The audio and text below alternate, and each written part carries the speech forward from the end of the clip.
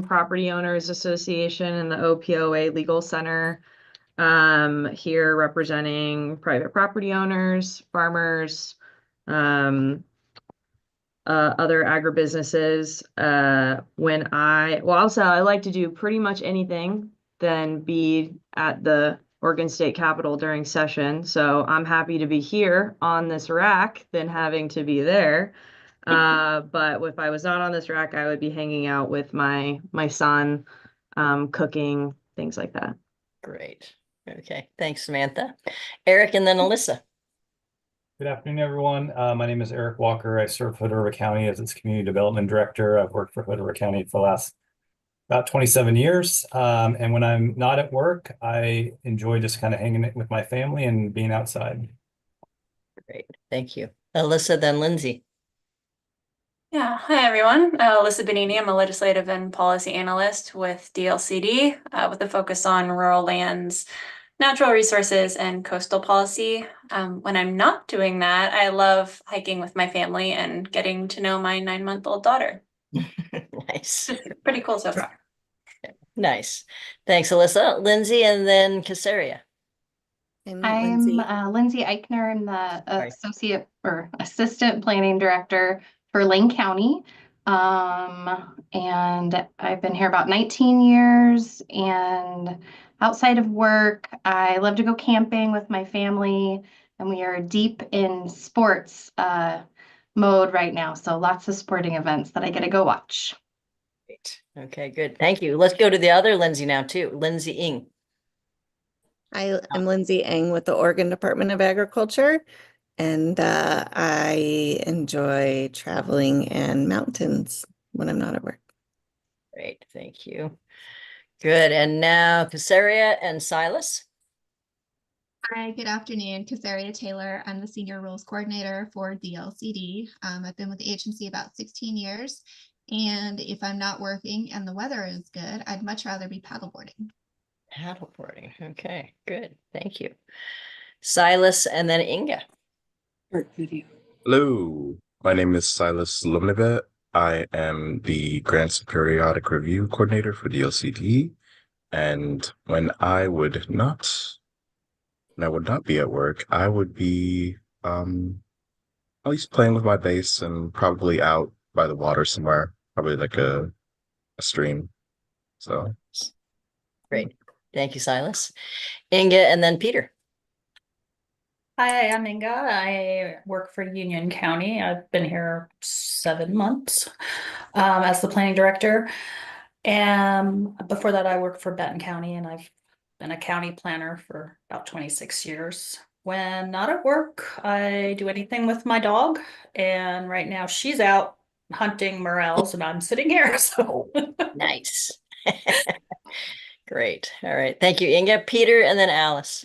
I'm Peter Carnegie. We operate a diversified farm in Benton County.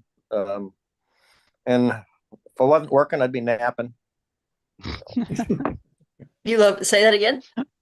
If I wasn't working, I'd be napping. You'd be napping. Okay. I thought that was what you said, but then I thought, did he just say that? Alice and then Charles. Hi, all. I'm Alice Morrison, co-executive director of Friends of Family Farmers. We're a statewide nonprofit that serves over 1,600 farmers across the state, tend to be on the smaller side, highly diversified, focused on local markets. When I'm not working, I also enjoy being in the woods with my dogs and reading. I read a lot. Great. Good. Thanks, Alice. Charles and then Lauren. Hi, Charles Bennett, Jackson County planner, 20 years. I'd be enjoying bird watching at my property and hiking around other properties. Thank you. Great. Okay, thank you. A lot of outdoor folks here. Great. All right, Lauren and then Gordon. Thanks. Good afternoon. My name is Lauren Luke, and I farm with my family in Molalla, Clackamas County. We have 2 operations. One is a nursery operation. We grow seedlings on contract for other farmers all over Oregon, Washington, Idaho, and British Columbia. And then in the summer, we farm 140 acres of mixed variety of vegetable crops and market those through 6 retail stands across South Clackamas and Marion counties. And when I'm not farming, I'm either coordinating a leadership program, hanging out with my 9-month-old, or doing something with my horses. Nice. Great. All right. Thanks, Lauren. Gordon, and then Matt. Hi, I'm Gordon Howard. I'm the Community Services Division Manager for DLCD. I've worked for the agency for 13 years. And away from work, I'd say outdoor activity, just traveling around our beautiful state and seeing sights, and indoor activity, I like to play my violin. Nice. All right. We're starting to get an orchestra going here. Thank you, Gordon. Thanks. All right, Matt. And then I hope I don't, I was hoping you'd say it first, but I'm going to say Matrei, and then I'm going to hear how you say it. Matt? I don't know if I'm on camera or not here. I'm You on are. an iPad. Yeah, we see you. Okay. Okay, good. So Matt Lissignoli, I own and operate a pumpkin patch near Smith Rocks in Terrebonne. We do full-time farming, grass seed, or not, grass hay, some seed crops, and hay. But I guess when I'm not working, if it's wintertime, I'm snowboarding. If it's summertime, I'm moving irrigation pipe. Nice. Okay.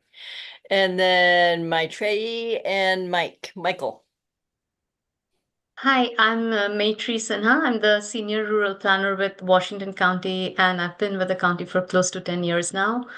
When I'm away from work, I never get tired of hiking in our beautiful Northwest, but I also enjoy traveling with my family and growing vegetables and flowers in my backyard. Nice. Great. Thank you. Welcome. Michael and then Mark. Yeah, I'm Mike McCarthy. I farm in Parkdale, raise apples, pears, cherries, cows, and first generation farmer. When I'm not working on the farm, I'm working in my forest. Okay. Great. Thanks, Mike. Mark and then Kirsten. Hey, Mark Hudson. I'm the Land Program Director at the Oregon Agricultural Trust, where I both oversee our land protection programs, conservation easements, that kind of stuff, as well as our technical assistance and advocacy. It's a nice day here in Central Oregon and the salmon fly are hatching, so right now I'd be go chasing trout. Out. Okay, great. Thanks, Mark. Kirsten, then Alexis. Thanks, Donna. Good afternoon, everybody. I'm Kirsten Green. I serve as DLCD's Deputy Director, and that means I get to support Gordon and the rest of the program managers in sort of the policy and service delivery side of the agency. I also serve as the agency's tribal liaison. And Donna, I think your original question was if we weren't here, where could we be? Like anywhere? Anywhere. So I'm going for it, you guys. I love Oregon. Been here a long time, but I would be on a beach in Thailand. Thank you. That's great. All right, let's do Alexis and then Jim. Howdy, folks. Good to see you. My name is Alexis Hammer. I'm the Legislative and Policy Manager at the department. As an aside, my wife also runs a nursery business.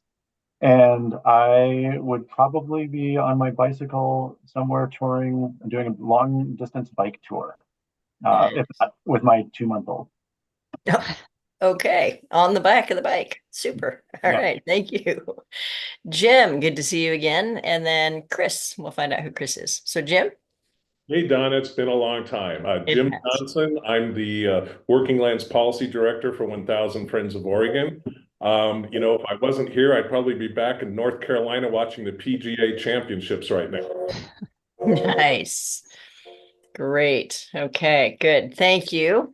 Chris and then Emily. Hi, thank you. I'm Chris Roebuck. I'm representing Thrive Hood River. I have been done working for many years. So when I'm not volunteering, this morning I was outside thinning apples and cutting firewood. Nice. Okay, great. Thanks, Chris. Emily and then Ryan.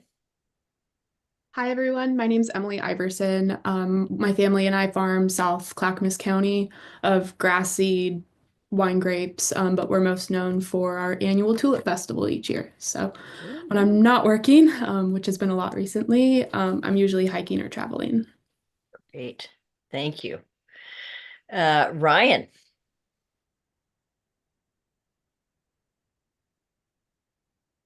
Uh-oh, we can't hear Ryan. Hang on, Ryan, we can't hear you. And it doesn't show that your microphone's on or off. It doesn't show a microphone. Are you there? Yeah, there you are. Good. Thanks, Ryan.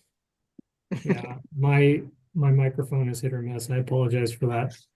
My name is Ryan Craybill. I'm with the Oregon Farm Bureau, and I manage our land use part of our state government affairs portfolio, as well as national affairs. And if I wasn't working, I would be fishing somewhere, hopefully. Hopefully. Okay. Isn't fishing always hopefully? There's something about it. Right. That's why it's called fishing, not catching.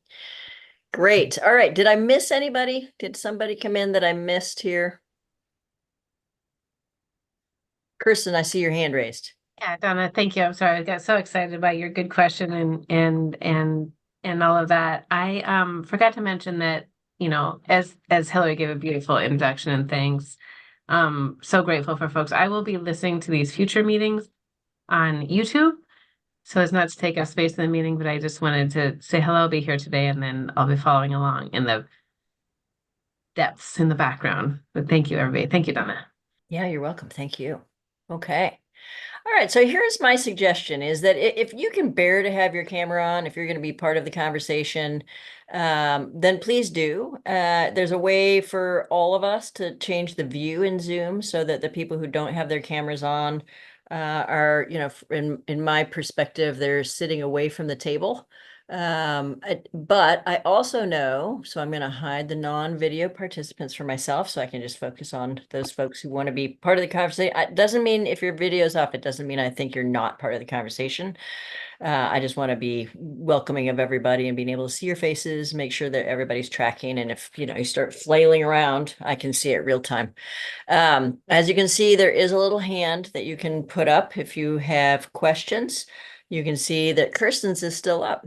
So Kirsten, if you wouldn't mind putting So yours sorry. down. No, Thank that's you. perfect. You did that on purpose, didn't you? Yeah, I'm sure you did. Well timed. Thank you. Well timed, exactly. All right. And if you're not a member of the RAC, I'm going to ask you to be sitting at the back of the room, as not at the back of the room, but around the table, but behind the RAC members. So if you could turn your pictures off as well, that also helps us focus on the RAC members that are here.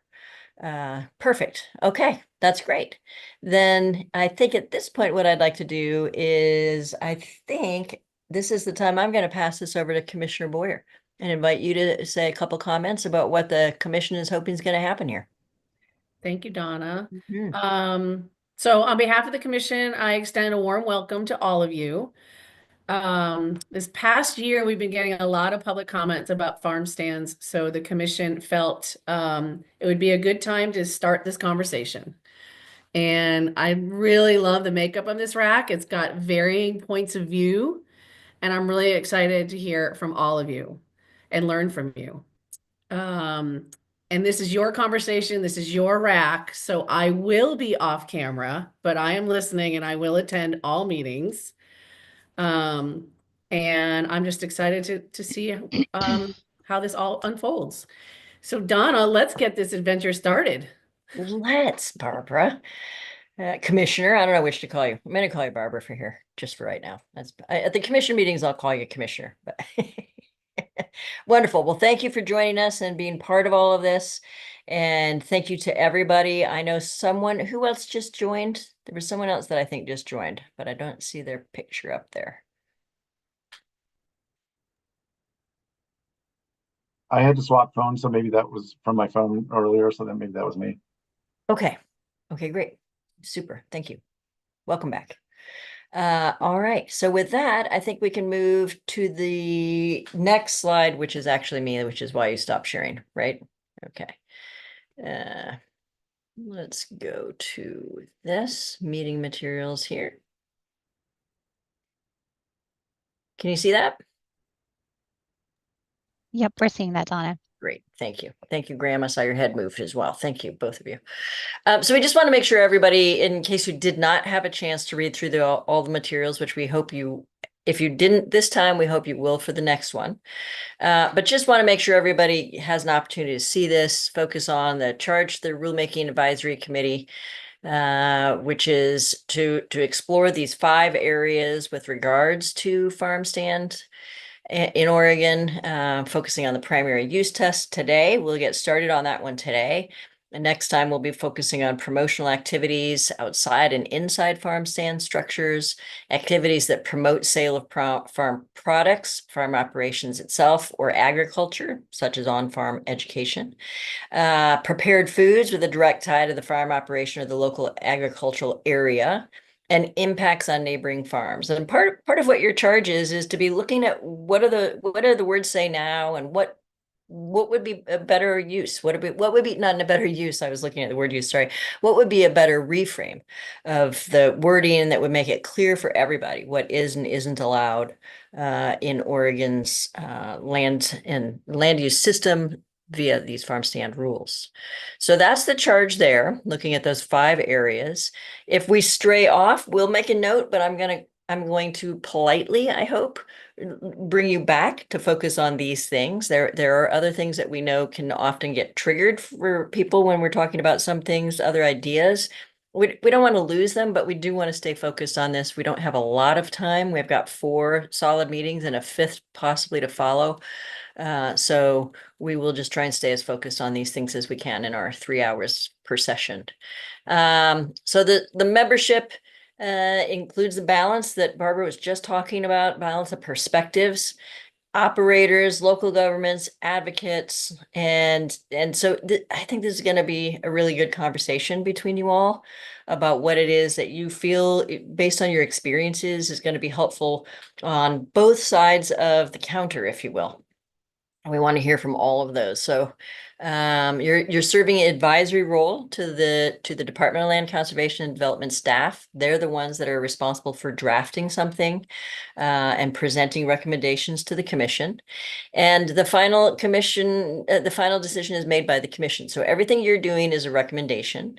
And as I said earlier, if we can get to a point where you are as close to consensus as possible, if not 100%, then that recommendation is super solid for the commission to look at and for them to consider and possibly just roll in. I have done numbers of rulemaking advisory committees for the state. I've had some that have reached consensus and just turned it right over, and the commission turned that right over and turned it into rules. I've had some where there were maybe 3 or 4 issues that they agreed on everything, but 3 or 4 issues where there were really clear questions for the commission to consider. So my hope is, as your facilitator, to help guide that conversation so you can get to that place, to get something to the LCDC at their September meeting. So we want to, let's see, ROC members encouraged to communicate their guidance at these meetings or in writing, preferably within a week after this meeting. So that's part of your membership requests, I think is what I want to say. The DLCD staff, as you heard, there are a number of them here, and they're here to provide some more support to all of you and to the coordination of the rules as the rules move forward. I'm here to provide facilitation. Yes, I'm a contractor for DLCD and working as a mediator and facilitator. My job is always to remain impartial.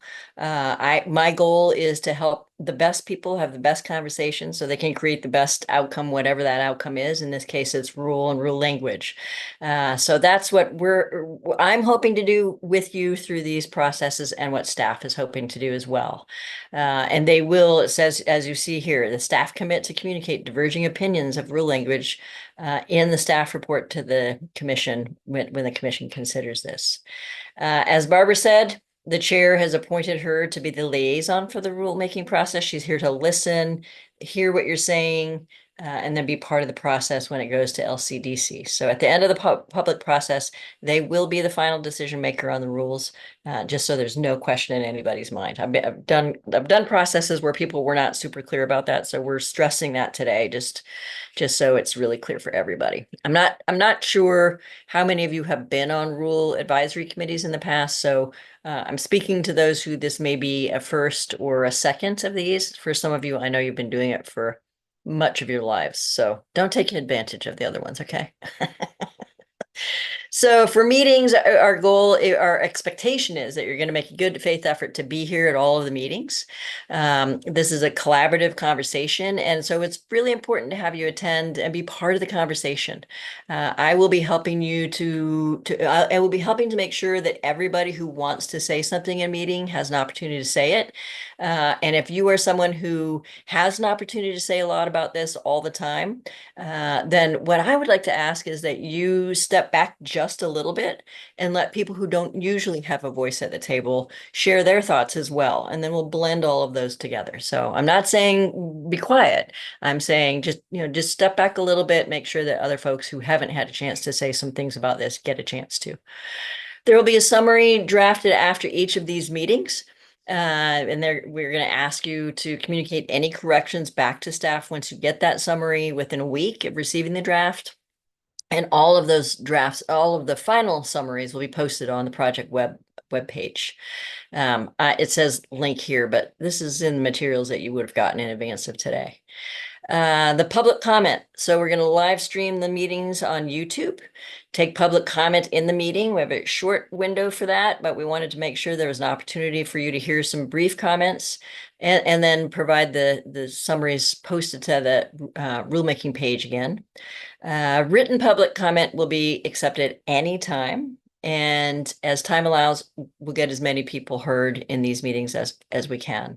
I do want to say for that if you are a member of the public and you want to say something, the best way to do that, to be part of the record anyway, is to say it in writing. So we do want to hear if you have ideas, if you have something that you feel is important, you want to make sure the RAC hears that they haven't talked about, please use that time for those comments. When the rules are drafted and published, LCDC will accept written and verbal public comments at their September 25th, 26th meeting. And currently the close of public comment we're anticipating is going to be October 5th at 11:55 p.m. So that's that. And this moves us now into this collaboration component. This is a place for you to be approaching these conversations, approach the conversation with curiosity and willingness to hear others' points of view so that you can engage in joint problem solving. We want you to bring up issues and concerns for discussion at the earliest point in the process. Don't wait till the last meeting to share something that you started thinking about today. Maybe wait till the second if you just want to see what the vibe is in all of this, but do bring them up sooner than later so that we have an opportunity to really mull them over and include them as appropriate in any rule draft that the staff might be doing. And also, we want you to share the relevant information that's going to assist everyone here understanding what those needs are that you all have, the variety of perspectives that you all have. And we also ask that you keep your government or organization that you're representing informed of any recommendations formulated by the RAC. So as we're moving along, if you can, keep touching back to whoever it is that you're working with, and then bringing forward any comments about all that to the RAC. The review and comment on the draft revised rules, impact statements, and other associated strategies and documents is another thing that we will be doing together. So there'll be conversations about all of that as we move forward. So in order to do that, we want to ask you to make a good faith effort to review all of the meeting materials in advance, and also to consider this idea of no surprises, so that you share here anything that you might be sharing somewhere else, that you share it here first. That really, my experience is that really helps in the collaborative conversation. If people start to see that they're being quoted somewhere else by someone who's on the RAC, it doesn't really build good rapport. We need the rapport to have good collaborative conversation. So just giving that heads up. And I don't think it's here, maybe it is down further. Please refer the media inquiries to DLCD staff. It is right here. This is exactly what I was going to say. If you do speak to the media, please identify that any ideas that you share are your own. Don't speak for anyone else on the RAC. That has never gone well in processes that I've done along the way. Yeah, Graham, exactly. No, that sounds bad, right? The last thing that Graham wants is for someone else to say, and then Graham said, so So then we've got these agreements here that I'm gonna let you just read through these if you can see them. And then I'll just check and see if these all work for you all. If there's anything you feel needs to be added, but you read through them, it'll be faster than me reading through them.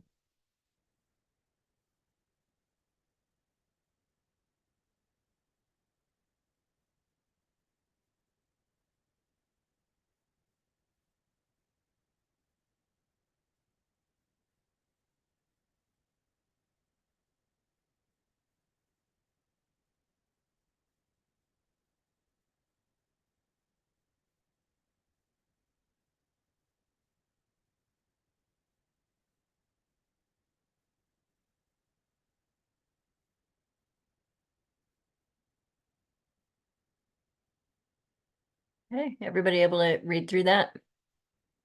Okay. And if you can just give me a thumbs up, thumbs to the side, thumbs down, just so I can see where y'all at on these. Do these seem like they're workable for you? Do you have any other suggestions? I've got many thumbs up. Samantha and Eric. There's Eric's, there's Sam's. Graham, did you put your thumb up already? Or down? Either way. When I say did you put it up, it doesn't mean you have to put it up. You can put it down. Put it sideways if you don't. All right, got it. Thank you all very much for doing that, for reading through that with me. Let's just look at the schedule here. Now I have to move you all out of my view screen here. Sorry. Okay. All right, so May, June, July, and September. And then expecting that the proposed rules will be provided for that hearing in September. And then there may be a follow-up meeting if that's necessary after the commission has had their meeting. The RAC may want to get together the week after, so that we're within that public comment period, for you all to have one more conversation about what's going on there. Okay. And I think, let's see, we've got June 3rd, June 24th, July 18th, and then that commission meeting, and then the meeting number 5, TBD. And I think that is it, right? Is that all I need to share there, Hillary? Yeah, I think so. So, So any questions from anybody process-wise at this point before we start jumping into substance?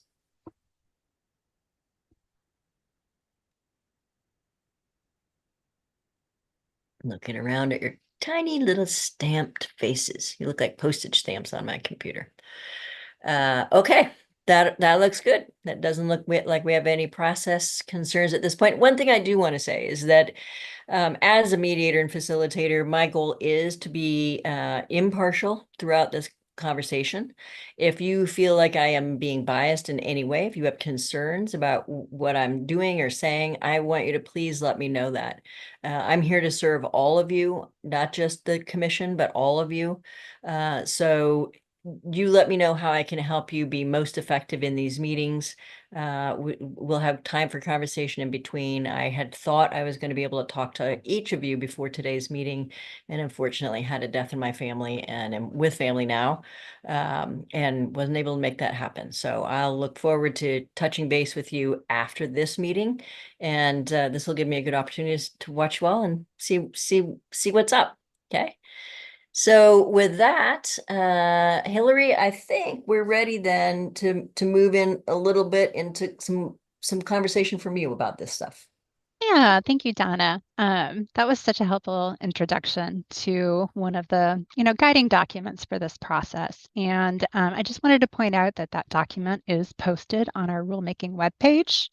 All materials related to this process are going to be posted on the rulemaking webpage. You'll find links to these meetings, public comments, all of the agendas, backgrounders, everything.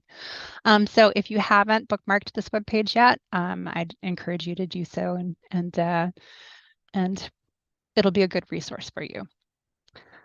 All right, so I thought we'd just take a few more minutes to go over the process again in detail so that we can all be on the same page about what to expect over the next several months. Donna already touched on some of these issues, but we'll probably touch on these on the schedule almost every single meeting a little bit. And this is a good opportunity for folks to ask any questions about the process and schedule and what we're going to be doing and how things flow over the next couple months.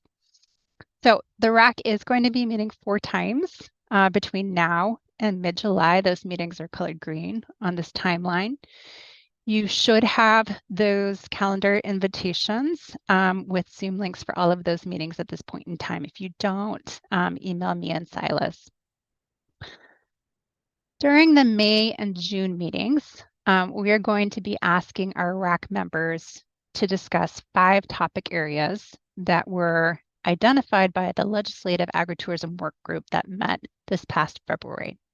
And I'm going to cover those topics in detail in just a moment. Then at our July meeting, we're going to ask you to review the agency's draft rule proposal and comment on the fiscal impact statement and housing impact statement of those rule changes.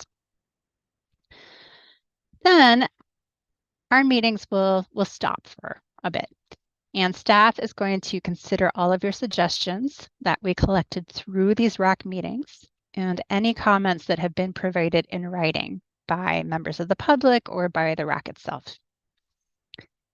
And after our last June meeting, agency staff will draft proposed rule revisions, and we will review those proposed rule revisions at our July RAC meeting.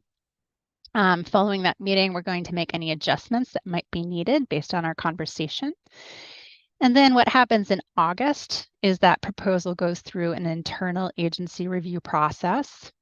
The Department of Justice will review it. And then the first week of September, the Secretary of State will issue something called a Notice of Proposed Rulemaking. And that notice will contain the agency's rule proposal. And that version of the rulemaking proposal is what's going to go to the Land Conservation and Development Commission, or LCDC, as part of their hearing process. And as Donna mentioned earlier, we really hope that we can come to a place where we all agree, but that doesn't necessarily need to happen. And so if there are comments or perspectives from this RAC that we choose not to integrate into that rule proposal, we're going to note that in our staff report to the Commission for their September rulemaking hearing. So that rulemaking hearing happens at the end of September. LCDC will read the staff materials, they'll listen to public testimony, review written testimony, and they'll consider evidence and documentation on those proposed rule changes. And you will also have an opportunity to provide any additional comment or perspective as a member of public at that LCDC hearing as well. Following the September hearing, the RAC may meet for a 5th time if there's a need to do so. And that would be determined after the September Commission hearing on the rulemaking. We'll put a placeholder meeting on the calendar in a couple of weeks. And then the public comment period for the rulemaking is currently scheduled to close on October 5th. After October 5th, our RAC cannot meet again, and no additional public comment will be taken after the close of public comment. The final adoption hearing for the rulemaking, this is when the Commission deliberates and makes a decision on the rulemaking. That is currently scheduled for the October LCDC meeting. So here now, I am going to note that some concerns have already been raised about the close of public comment date happening in October, which is during the fall harvest season when many farm stand operators may be quite busy. So in response, we are considering an option of moving the LCDC adoption hearing to their December meeting, which is December 4th and 5th, in order to move the close of public comment to the first week of November. That is how we would address that concern. But we would like to get your feedback on that possible change. And we have a poll, I believe, available right now. If you could vote. Kasaria, could you send that polling link to the RAC members here today and maybe take a minute to explain how that works for them? Give me just a moment to pull up the link. It's a quick 1-question survey. It's, I believe, a yes or no. So I will pop the URL into the chat in just a moment. You can click on it and make your selection. And that'll be in the chat in a second.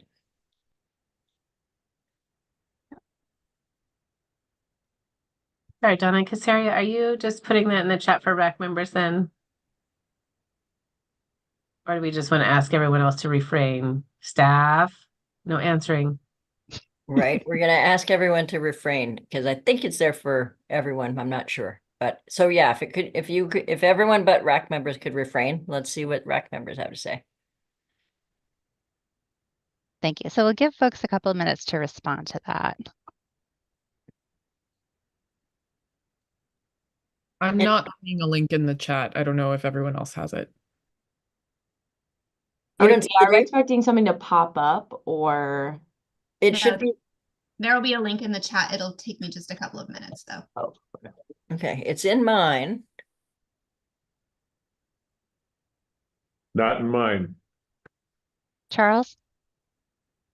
This is Jim. It's not in mine. I'm getting I think it's still going to take a couple minutes, but while we're waiting, I had a different process question. Please. You mentioned that the links to the next 3 meetings were sent out. I don't think I have those meetings in links yet. I don't know if any of the other RAC members do. Okay. On your calendar, you don't have a calendar hold on them yet? Right. I thought I saw. I think the dates were decided, but the actual links to the videos weren't sent out yet. Okay. All right. I'm in the same boat as Charles. I only got one today. Okay. I saw some others nodding along with you. So we'll make sure that that gets taken care of. And did my link come through in the chat? Nothing. No links are coming through. I have a note on my chat that says, due to the large number of participants in the meeting, system messages for those who have joined has been disabled. I don't know if anyone else is seeing that. I do see that. Donna, Yeah, would you Donna, like I me see to yours. would you like me to email it to the RAC members? Yeah, and then it can be something we address afterwards. But just out of curiosity, since you've got your cameras open, does that seem to be an important thing for folks that do operate farm stands or farms? Is that a bad time of year? Graham isn't. Sam? I will say for the folks that I know who are going to want to comment, giving them more time to get through pumpkin patch season is something I think they would appreciate. Okay. All right. And I'm seeing is there anybody who doesn't think that's a good idea to give some more time? Because now's the time we can extend that schedule now. Later will become more difficult. Yeah, thanks. Donna, we will need to check with the commission. Sorry, this is just RAC members letting the staff know we have to, it's the commission schedule, so we'll just need to check that. But we can decide as a RAC what works best. Thanks. Yeah, Sid and then Jim. I'm a little reluctant to extend the public comment period and rather see this move forward expeditiously. And it seems that Halloween is pumpkin patch time. I don't know that moving the comment period to early November would really address much. Okay. All right, Jim, and then I'll let others, if you want to say something. So I'll go Jim, and then I'm going to go to Ryan because I see Ryan took his microphone off. Well, Don, I just wanted to say the link is there now, so I have voted. Okay. I do not support amending the schedule. A lot of people have already made plans based on that. So. Okay. Ryan, did you want to add something? Yeah, I was just going to point out what Jim already did, which is the link was posted and I registered my support for extending the comment period. I think it aligns directly with or conflicts, I think, as it is directly with pumpkin patch season, and extension would be worthwhile. Okay. And I see the youngest of the Fortis family has arrived to give a vote as well there. I don't know if everybody can see Graham there. All right. Okay. So there's the point and the counterpoint. So this is going to come down more to a vote, I think, than it is anything. So anybody else want to add a thought in here? Just based on your own experiences and folks you've been talking to? Not seen anybody reach for their I have microphone. just one question. Lindsay. Yeah. If it is extended, would that delay the effective date, or would the effective date still be in January? Great question. Good. Great question, Lindsay. We would still have a January effective date. All right. So it doesn't affect the effective date. It affects the capacity for people to be able to provide comments on this, is what I'm hearing. Okay. All right. And did everybody get the link? Okay. And have you all voted? All right. Then we'll check on that. Why don't we do this? We'll check on that vote at the break, and then we can let you know at the break, after the break, what the vote is looking like. So Yeah, and I would just add that, we will get back to folks and let you know if we do update that portion of the process. This would impact the commission's calendar and schedule, and so there are some other folks who need to be involved in that decision-making process, as Deputy Director Green indicated earlier. But thank you very much for your feedback on that question. Mm-hmm. So let's talk a little bit about what to expect in terms of the conversation topics over the next couple of months. So the current charge for this RAC is pretty broad and involves considering farm stands. And we're going to be addressing 5 topic areas, again, that were identified by the 2025 Legislative Agritourism Work Group.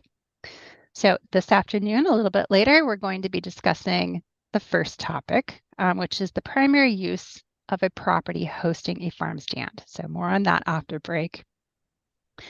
At our June 3rd meeting, we'll be having a conversation about promotional activities. So questions related to this topic could be what types of promotional events and activities may be authorized in conjunction with a farm stand. That would be instead of being authorized through another permitting process. Where on the property can those promotional events occur? What is the relationship between those activities and the farm operation? So some food for thought as we get ready for that meeting. At our June 24th meeting, we're going to be talking about prepared foods sold at farm stands. So for example, what are prepared foods versus menu service?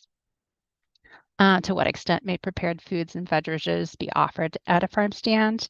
What ties those prepared foods to the farm operation, or farm operations, the local agricultural area? And then the second half of that June 24th meeting, we'll be discussing the potential for impacts on neighboring farms and how that may be considered in this type of review. Then at our July meeting, we're going to be discussing, again, the draft rule proposal and the fiscal and housing implications of those proposed rule changes. All right, so we're about halfway into our time here. And so before we move into public comments, are there any questions from the RAC on the schedule or the process that we're expecting over the next couple of months?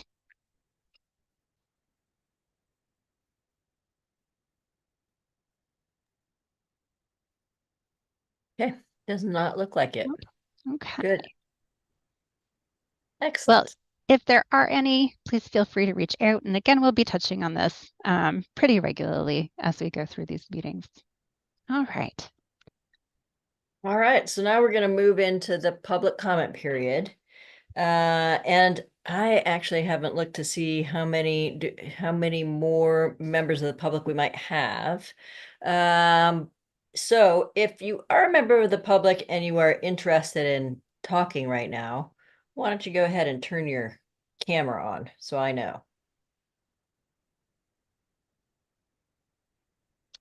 And while folks are doing that, Now, I just want to recognize that this is a new thing for a rulemaking meeting.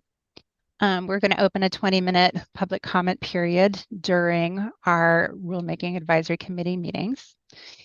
And this is a new component that may be introduced into rulemaking for state agencies. And so this is going to be an opportunity for members of the public to provide verbal feedback to RAC members for their consideration. So I do need to stress that comments made during these RAC meetings are not part of the rulemaking record. They're for consideration of the RAC. So we would encourage folks to also provide written comments to the agency if you want your perspective to be included in the record that's going to be provided to the Land Conservation and Development Commission. Great. Okay. I see a And couple I- hands that Yeah. come up there. Yeah. So Samantha and then Kirsten. I just have a quick question about how to help guide folks who might be interested in doing public comment at a future date. I had a couple people reach out, but I wasn't sure what to tell them just since this is new, which by the way, I appreciate this. I think that this is a good idea for this RAC because this is an issue that the public really cares about. And I appreciate the clarity about what would be included in the administrative record and what wasn't. That's extremely helpful to know. What if people want to comment, how should they go about doing that in advance, getting signed up? And if perchance at the next meeting we have a lot more people signed up, how will that be addressed? Good question. Kristen, is that what you were going to ask? Is that why you put your hand down? No, I think it's not. What I was going to clarify, if I could, Samantha and Donna, is that there's no magic number about 20. I just wanted to say that we generally across rulemaking are trying for 15 per meeting, and that's, I hear Samantha, there might be, if particularly with this issue, there might be 20 people that want to comment, so it can be hard to accommodate everyone, but it is a new effort, and people definitely tend to kind of consider it a public hearing, which it's not, but it's we need to be sensitive to the time it'll take to get the RAC's work done as well. So I would say it's generally 15, but if it's 20 today, that's great. And up to, Donna and Hillary as they look at the agendas and what need to be accomplished for future meetings. I think it's a bit discretionary, but I would say we're committed to at least 15 minutes across all RACs at DLCD. Thanks. And what we had thought from a process standpoint, Samantha, was, and everyone of members of the RAC, was that we would put the public comment period before the break. And so if there were more than 5 people who want to have 3 minutes to say something, then we might be able to fudge a little bit into the break, but we really do want to make sure that this is a rulemaking advisory committee. So we want them to provide you with some brief thoughts, some talking points if they want to make them. But the lengthier comments really should be put in writing, and we can certainly share with you all comments in writing as well that aren't part of the oral testimony. So, and testimony is even like the wrong word, I would say. Oral participation would be what I would say, since this is, as you said, it's not a hearing. It's a place for you all to get enough information that you can make wise decisions and give wise advice to the staff, and the public can be part of that process. Does that make sense? Yeah. Does that seem workable to you all? Okay. Yeah. Donna, if I heard in Samantha, if I may, I heard in Samantha's comment too, is like, how do people indicate they want to make comment? So we haven't instituted a comment sign up form here like we do have at LCDC, but I think the idea is that's one of the reasons why the Zoom meeting is open, is that people can simply be there and then raise their hand, and Donna will make facilitator's judgment on, okay, how much time per person, how many people do we have? So it would just be open, and then Donna would be trying to take people, assisted by Casaria, but take people in the order kind of that they put their hand up, but it'll be potentially a little bit of a fray. But hopefully hearing from most, if not all, who want to comment to the RAC. And the other thing I was thinking was that we can ask people to, when we're asking you to put RAC in for your names, we can ask people to put into after their name, public commenter. And then we would have a sense from that as well. So we'll work on that, Samantha. We had no idea how many people might show up for today, and I'm not seeing anybody right now that has indicated, unless I'm missing a hand somewhere, that has indicated that they want to say something today. Is that right? Has anybody else seen any hands up or people chomping at a bit? Okay. Okay. Hillary, did you want to add anything? Thoughts from you on that? So I would just also note that following the public comment period, we're going to have a 15-minute break for folks to stretch their legs, grab some water, and maybe think about the first half of the meeting and public comment received. And then when we reconvene after break, there'll be an opportunity for the RAC members to discuss any public comments that were received during the public comment period. So you'll see that built into the agenda. And I would also ask Kasaria if she had anything to add as our rules coordinator. She's sort of responsible for this portion of the process. So if there's anything you want to add, Kasaria, please do. Thanks, Hillary. No, nothing to add at this point. Like the others have said, this is a new part of our process. We are looking forward to having more public participation at these meetings. So if you could bear with us for a little while we go through this learning curve, we greatly appreciate it. And so I do note that there's two folks on the Zoom meeting today who are not official RAC members. So if Chris or John wanted to say something to the RAC, address some oral comment to the RAC, you're welcome to do so at this point in time. Yeah. Chris or John, did you want to say anything today? Not for me, thank you. Okay. John? Thank you, Chris.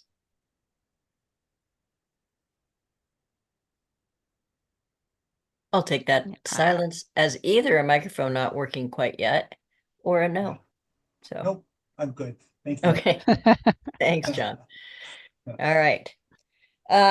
So we did have the 20-minute public comment, and then so we were planning to have our break at 20 after.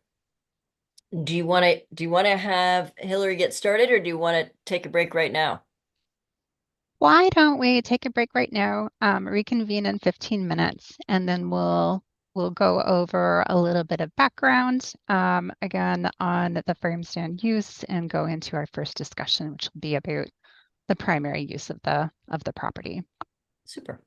Okay. Great. All right. We'll see you at 20 after.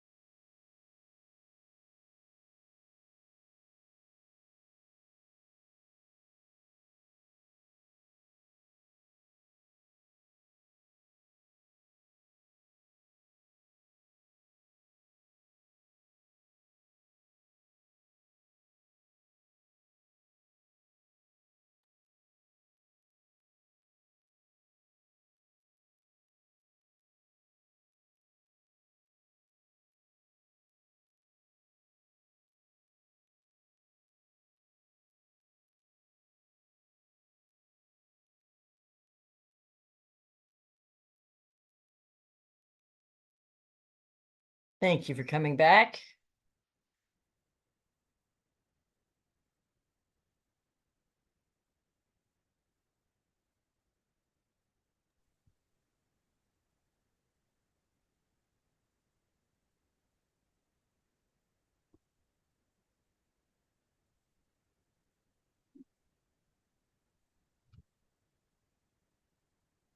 Excellent. Welcome back to everybody. I know folks are still filtering back in here. There's Jim, good. Ryan, great. Okay, good. Okay, all right. Thank you, Charles. Got that? So Anna, if I may, I'm noticing that one of our RAC members who let us know that he'd be joining late today has joined, and maybe this might be a good moment to introduce Austin Barnes from Marion County. Great. So Austin, we're going to put you on the spot here. Welcome. And we're going to ask you to do the same introduction that everyone else did. I'll tell you that we asked people to say who they are, who they're representing. And if you didn't have to be here and didn't have to be at work, what would you like to do? And I can tell you that we have a lot of hikers and gardeners and farmers and some fishermen. We've got a bass player and a violinist. We've got some folks who love their dogs. And a lot of good people here. So if you wouldn't mind introducing yourself, Austin, that'd be great. Thanks for joining us. Yeah, no problem. Thank you. And I'll that's a really nice diversified group. I will add a new hobby I'd rather be doing onto it. But first, I'm Austin Barnes. I'm the principal planner. Hey, Jim. I am a principal planner at Marion County Public Works. And what I would rather be doing if I wasn't here would be skateboarding or snowboarding. Skateboarding or snowboarding. There was another snowboarder. Nice. Awesome. I love it. Yeah, there was another one. So If we could just get some snow on the mountain right now, that would help though. it would really help, wouldn't it? Yeah. Yeah. Yeah, exactly. Okay, wonderful. Well, welcome. We've gone through the operating principles, making sure everybody's on board with that, made sure everybody's agreed to the agreements that are in there. Got a thumbs up everywhere. If you have any questions or comments about any of that, let us know. We had a period for public comments, but we didn't have anyone. We've got a couple of members of the public that are with us, but they didn't choose to make comments today. We did have a conversation about how to tell people to participate and if they want to, how to do that. And we're going to invite them when they come. You'll see your name has been changed to Austin Barnes RAC. So we know who the RAC members are, and we'll ask those folks to put into their name public commenters. So we have a sense of how many people want to comment, and we can adjust accordingly to have people give us some brief comments. And these aren't hearings. This is a conversation amongst RAC members with the staff. And so they can also make comments, public comments at the hearing that the commission will be having, hearings, I should say. And we want to welcome and put things in writing. Things that are said here will be for the RAC members to hear and consider, but they won't be part of the public record necessarily. They might be in the summary that we have, but not the same way as if they were to put it in writing. So just so you know that, Austin. Okay. All right. So we are now going to kick into the substance part. There aren't any public comments to converse on right now. We can give the results of the vote, I think, though. So, and then what the next steps will be with that vote. Hillary, are you going to do that? Kirsten? I'm not sure which of you is going to do that. I think Kirsten was going to provide us a little update on that process. Great. Sure. Thanks. Sure. So it's the results are in and 18 voted. Thank you. 9 were postponing, 5 were opposed postponing, and 4 were undecided. So we'll let Director Bateman chair the commission and confer with Commissioner Boyer and get back to everybody. Thank you. Great. And the question that they were voting on, Austin, just so you know, is whether to extend, because October 5th currently is the public comment period ending time. That tends to be when farm stands are open, is September, October. And so extending so that the closing time would be, I wrote it down here, move that to the first week of November, and giving extra time for people to comment if they wish. So. All right, so that's our process from here. Share that with the director and she'll get with the commission. we'll let you all know what the end result is of all of that. So thank you for that. And now let us then move into the primary use of property hosting a farm stand. So Hillary, I'll turn my microphone off and let you talk substance with folks. Thank you Great. all so much for being here. Thank you, Donna. So the remainder of the afternoon is going to be devoted to a discussion on our first topic here, which is the primary use of the property hosting a farm stand. So the introductory materials packet that you all received included a more detailed backgrounder on the farm stand use. So I'm just going to touch lightly on that today before we dive into our discussion. So a little bit of background, exclusive farm use zoning is applied to agricultural land in Oregon that is intended to be protected for farm use. And that zoning is applied based on the capability of the soil or on the suitability of that land to contribute to the type of agriculture that's occurring in a given area in Oregon. In addition to farming, there are certain non-farm uses that are permissible in land that's protected under exclusive farm use zoning. And those uses are identified by the legislature and listed in Chapter 215 of statute. So only those non-farm uses that are listed in statute can be approved in farm zones. So one of those permitted uses is a farm stand that sells locally grown crops or livestock. And the statutory language is copied on this slide here. This is the language that's in statute that describes that use. So a permitted farm stand can also sell related retail items. It can host events to promote its products. However, income from events and retail sales at that farm stand cannot exceed 25% of the farm stand's total gross income. So that income standard is the tool that the legislature currently uses to ensure that the focus of the primary activity of the development is the sale of crops and livestock and not something else. That's a statutory requirement. So every county in Oregon must allow farm stands under these standards. Counties cannot impose stricter land use limitations on farm stands. And as a side note, I'm intentionally stressing land use limitations here because there are going to be other agencies involved in the regulation of farm stand activities, likely the Public Works Department, both the access driveway, county health, sanitation, OLCC in some cases. There can be a variety of permitting agencies involved. So those are not land use standards. And what we're focusing on are the land use standards that are applicable to farm stands. And those are what's essentially listed here. Because farm stands are what planners refer to as a sub 1 use or an outright use, there is an assumption that a farm stand permitted under the standards that are written here is inherently compatible with farm and timber operations that are occurring in the surrounding area. So an applicant for a farm stand does not have to demonstrate that they won't have a significant negative impact on their farmer neighbors as part of the permit review process, like you would see for other conditional uses. So our rulemaking is going to be looking at clarifying aspects of the statutory language. And this is a really important point. The Land Conservation and Development Commission has the authority to interpret and clarify a statute that's enacted by the legislature. And that clarification, that interpretation goes into our rules. We cannot change the statutory requirements themselves or contradict what the legislature has said with our rules. So what we do with this rulemaking is limited to some extent by the standards that the legislature has established here. So I want to be really clear about that at this point. All right.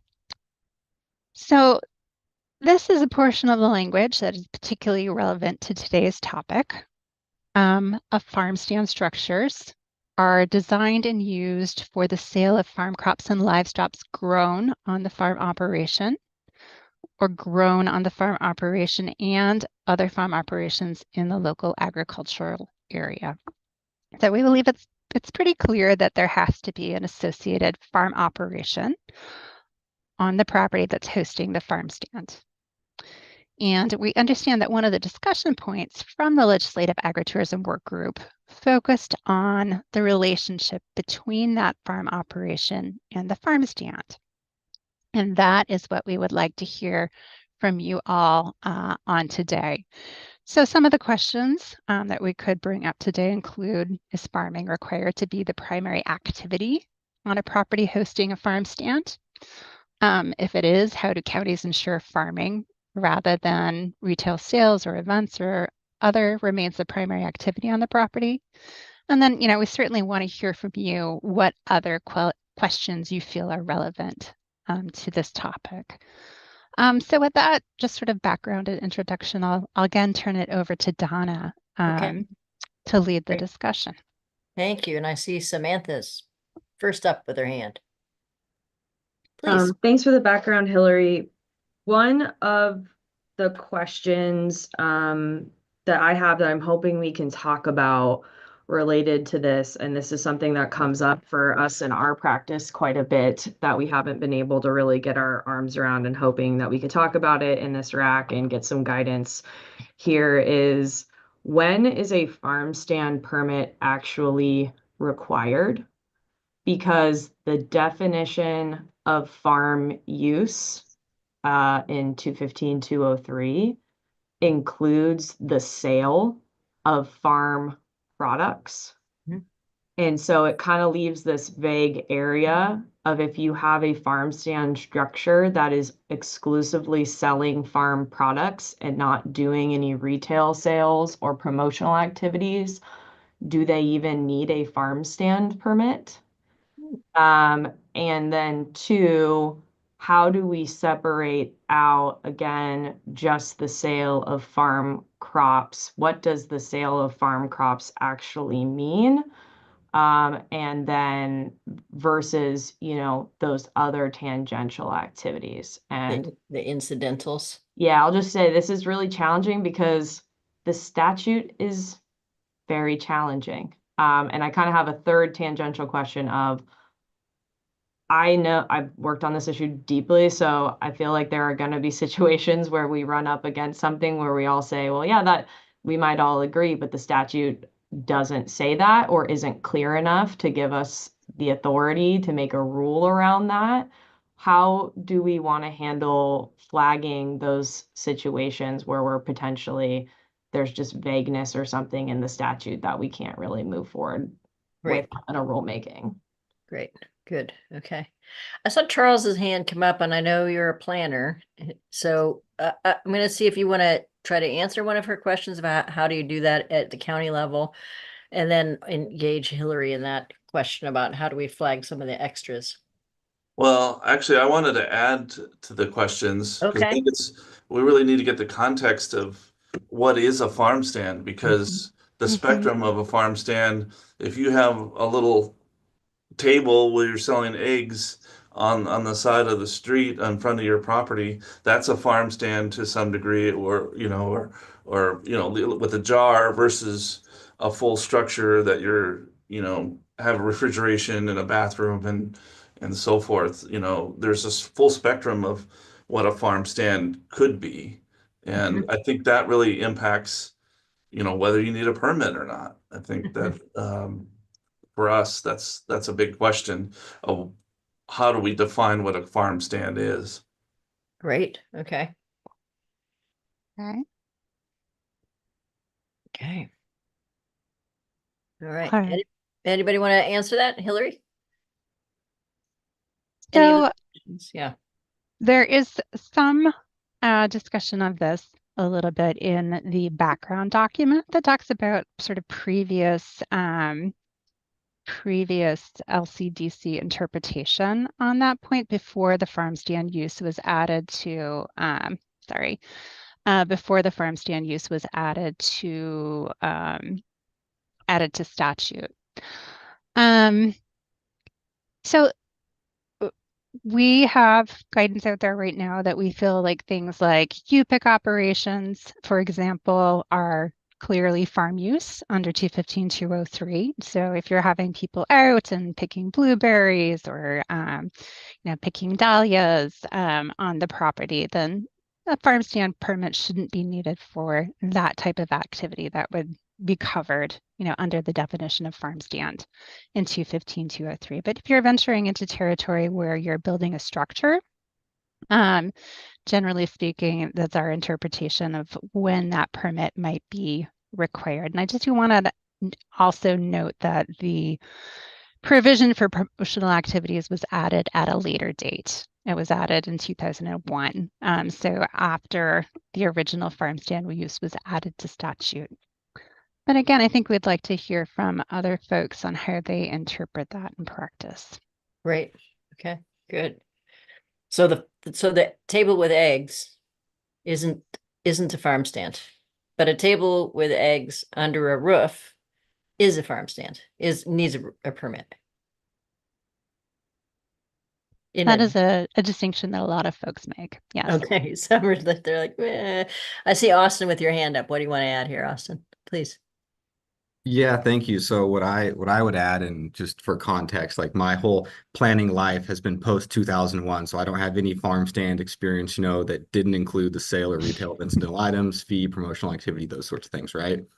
So the way we typically do it in Marion County, and the way I've kind of learned to do it, is that if you're just selling stuff you grew on your farm that is a farm crop, and you're just selling that in its raw form, we don't really consider that a farm stand. That would be the table with the eggs idea, or you pick if you just got pumpkins and you want people to come pick them, or you have them drop off cash in your box on your doorstep.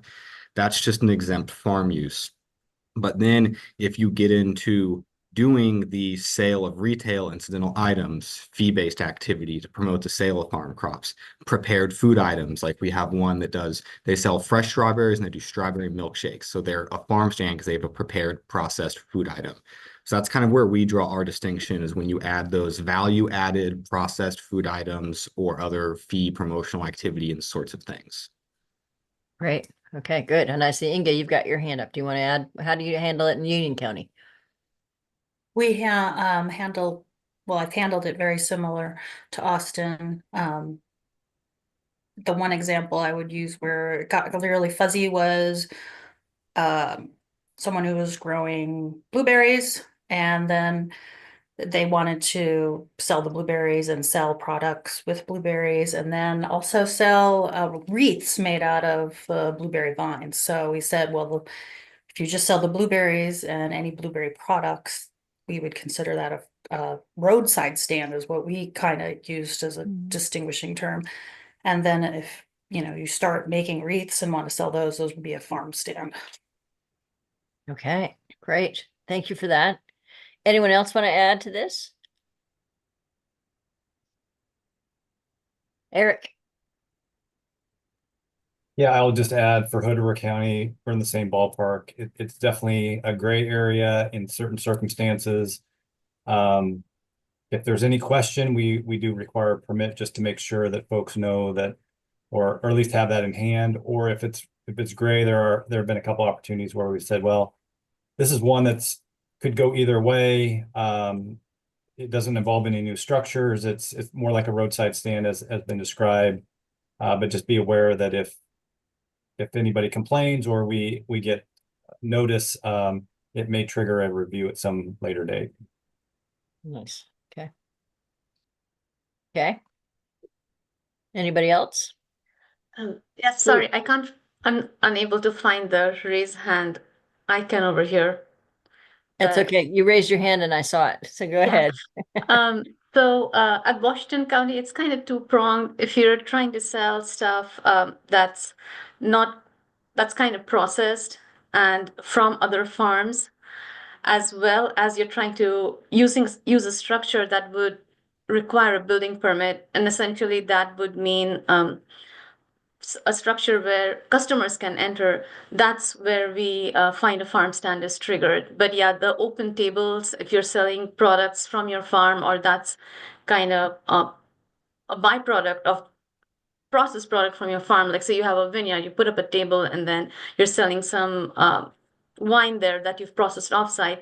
That in it, if it's just on a table where no customers are entering a structure, then that kind of, we consider that an outright farm use. But as soon as a structure for customers is in question, then the farm stand standards are kind of triggered there. Great. Thank you. Thank you for sharing that. Great. Austin. Yeah, I just wanted to add that I know like we've here at Marion County and all of our citizens have appreciated that sort of flexibility that if they're not making structures and processing food items, they can just sell them from the property. Because you get a lot of smaller suppliers, like actually the guy I buy my pumpkins from now, who I met at the counter, he's like, I've got a couple acres of pumpkins in my backyard and I just put them out front of my house with a sign and you drop off your money. And you know, like most years he does it, but if he ever wants to not do it, then it's fine. It's not something that's been permitted or reviewed, and he can just kind of start it up again when he wants. And so that flexibility is nice for those situations. Nice. Okay. All right. Okay. Is this helping, Samantha? It is very helpful. I will say this is challenging to help applicants through because of the variability of how the variability of interpretations, especially when we look at the statute. It's kind of weird because we're regulating not only the structure but the use, and we're doing it intertwined where it's very different than other ways in 215, 213, and 283. So for example, like I've had situations where it is a U-pick type of a situation, but they want to put up temporary tents to allow people to sit under the tents in the shade, and then they're doing their cash box out of the tents. And they're, it's primarily U-pick, but it is, they decorate it. It looks more seasonal.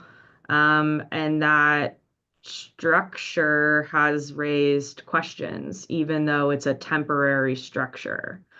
There's also been questions of how do you delineate this when versus, in light of 215, 253 of is a farm stand a farm structure. And if you're selling something out of a farm stand and you're just selling farm products, what's really the difference between that and doing it out of your barn? And so I appreciate having flexibility, but I'll just flag sometimes, it's really hard to tell folks whether or not they need a permit. Yeah.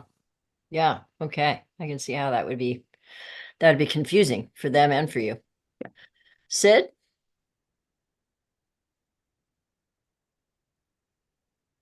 No, still didn't hit it yet. Microphone's still off. Yeah, so good information, and it's helpful to have to know how different counties interpret it, and it's all seems fairly similar. And I think that all of the examples that Samantha gave and that the various planners gave all fall clearly within the spectrum of what is clearly allowed as either an outright permitted farm use, the sale of crops, or falls under the statutory definition of a farm stand. They don't get to the question that Hillary posed and that we're charged with, however, which is how do we ensure that farming remains the primary use of the parcel that's hosting the farm stand, and how do we ensure that the farm operation itself is providing the bulk of the material that's sold at the farm stand, that it's not turning into a market for other vendors or a something that's more akin to a grocery store or something where the primary business activity on the parcel is no longer farming, but instead it's retail. And that is by statute has gotten has been gotten to through the income test threshold. But I strongly believe that we need to look at ways that we can better enforce that, and perhaps urge LCDC to clarify what proportion needs to come from the farm operation itself, so that we can ensure that farming remains the primary activity on the subject parcel. Okay. All right. So how are other goods and retail treated on the ground? Might be a question for some of the planners that are here. And we need a way to clarify what all you are talking about, and then also a way to enforce that it is actually the work of the farm that's working there. Lindsay, I see your hand up. I think, sorry. I just had a question to Sid's point. Does the primary use of the farm, is that in statute anywhere, or is that been kind of developed as a concept by LCDC in order to implement what statute has? Hillary? Yeah, thank you, Lindsay. So this is what the statutory provision is. Again, I think it's very clear that there needs to be a farm operation that's associated with the farm stand. As the language implies, that there is a farm operation producing crops that are being sold at the farm stand. So it is not clear from the statutory language what the relationship of the farm operation and that farm stand need to be. If there's a primary test that's implied there. And so that's one of the questions that we're asking the RAC right now. Yeah, and I think and I see Jim's hand, but I just wanted to say, I think something to keep in mind with this when we're kind of talking about it is that there is in Oregon specifically, and with a lot of our specialty crops, there may be long periods of time where the agricultural crops themselves are not in the current growing and harvesting period. And so that can really impact, a farmer's opportunity to, have this kind of potential additional income. So I just wanted to bring in the point of seasonality, which is very common for many of our operations in Oregon. Got the seasonality aspect. Okay, good. Good. All right. I see Jim. Oh, look at all those hands popping up. I see Jim, then Austin, then Samantha, then Alice. Then Great. Mike. Great. Yeah, thanks. First, I wanted to state that I really appreciate the situations that were described by the county planners. In my career, I got a lot of calls, people asking me, is this a farm use or is this a farm stand? And I think especially the way Austin described it is really a very common situation where the U-pick situations, the situations where somebody's got the old style open air farm stand or whatever you want to call road stand or whatever. Those are really you're selling your product. It's when you take the next step and remember, whenever you invite the public onto your property, you're starting to get into a lot of compatibility issues that planners deal with, also related to risk management and health and safety and those types of things. And that's where you really start to have to think about what is a farm stand versus what is just somebody coming on and picking a crate of strawberries and giving you $15 and taking that crate with you. Two areas in this test or in this question that I'd like to talk about.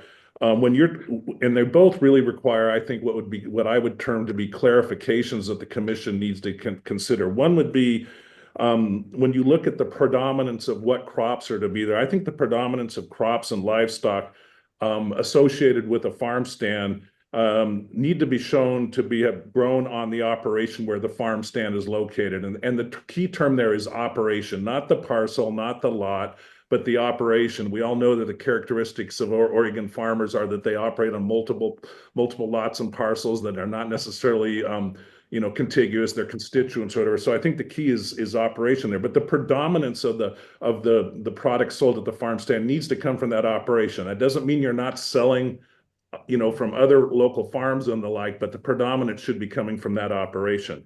I also think that we need to really clarify that incidental items that are associated with that are sold at the farm stand need to really be farm product themed, designed specifically to promote the local agriculture. You shouldn't be selling Yellowstone T-shirts at a farm stand in the Willamette Valley, for example. So just some thoughts there. Again, county planners, thank you. Your points were really well to point, and a question that came up all the time during my career when I worked in state government. So thanks for that. There we go. Good. Sorry about my phone ringing. Everybody's calling to give condolences to my stepmother.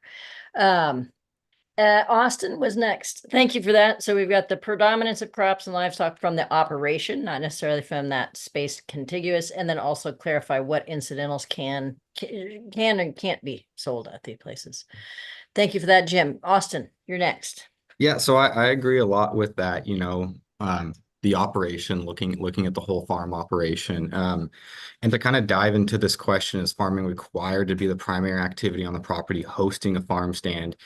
I think if we're looking at the farm stand rules, you would hope that any farm stand, the answer is yes, because if you're having a farm stand, that means you're able to produce enough product to support that farm stand on your property. Thus, farming is probably the primary activity on the property. Now, if you want to wade into the weeds, you could get into, let's say someone's got a smaller property they want to do a farm stand on. We've got someone, they don't have a farm stand, but in theory, they could do one.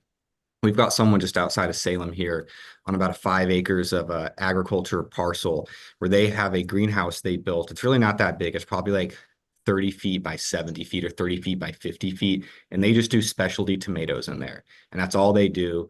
And they sell them direct to markets and different things like that. But if they wanted to open a farm stand and sell their specialty tomatoes, they definitely could. But you could probably argue, if you wanted to wade into the weeds, that, well, is farming the primary use of that property? Because they also have a house and they have associated outbuildings that aren't necessarily farm related. And, tomatoes don't necessarily grow all year, especially in Oregon. So you could probably argue that farming is not always the primary use on that property, but they would still be able to have a farm stand and follow all the rules and meet the qualifications. So in that sense, I think the rules try to already contemplate that farming is the primary activity. And if you are farming enough to support a farm stand in your operation, then it likely is the primary activity. Secondly, to go into that, how do counties ensure that farming rather than retail sales or events remain the primary activity on the property? And the way we do that, I mean, the rules kind of mostly contemplate this, is that you don't have the incidental items be more than 25% of the sales in the farm stand. And, you can also look at that. You could look at that in different ways, where you could say, you can look at the dollar amount of the sales. You could look at, you could potentially look at the amount of space that's required. Let's say you've got a 10-acre property and 5 acres are planted and crop, and then you do 2 acres for hay rides and different things like that. Well, and people are paying for the hay rides. We could say, I've got 5 acres of crop and only two acres of promotional activity. Therefore, farming is still the primary activity, and that we're ensuring that farming is still the primary activity on that property. That's one way to look at that. And one thing that we added to our code that is a little bit more restrictive and adds some clarification, I don't believe this is in the farm stand 215 section, is that in ours, we start out by saying the structure shall be designed and used for the sale of farm crops and livestock grown on the farm operation, or grown on the farm operation and other farm operations in the state of Oregon, including processed food items, the sale of retail, incidental, fee-based, yada, yada.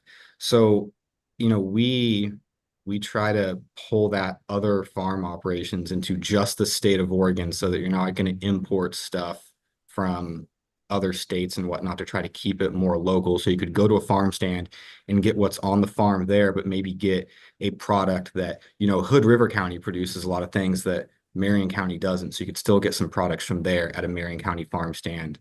And so that's one way that we do it here. Okay. So in terms of that local agricultural area, you're defining it as this anywhere in the state of Oregon.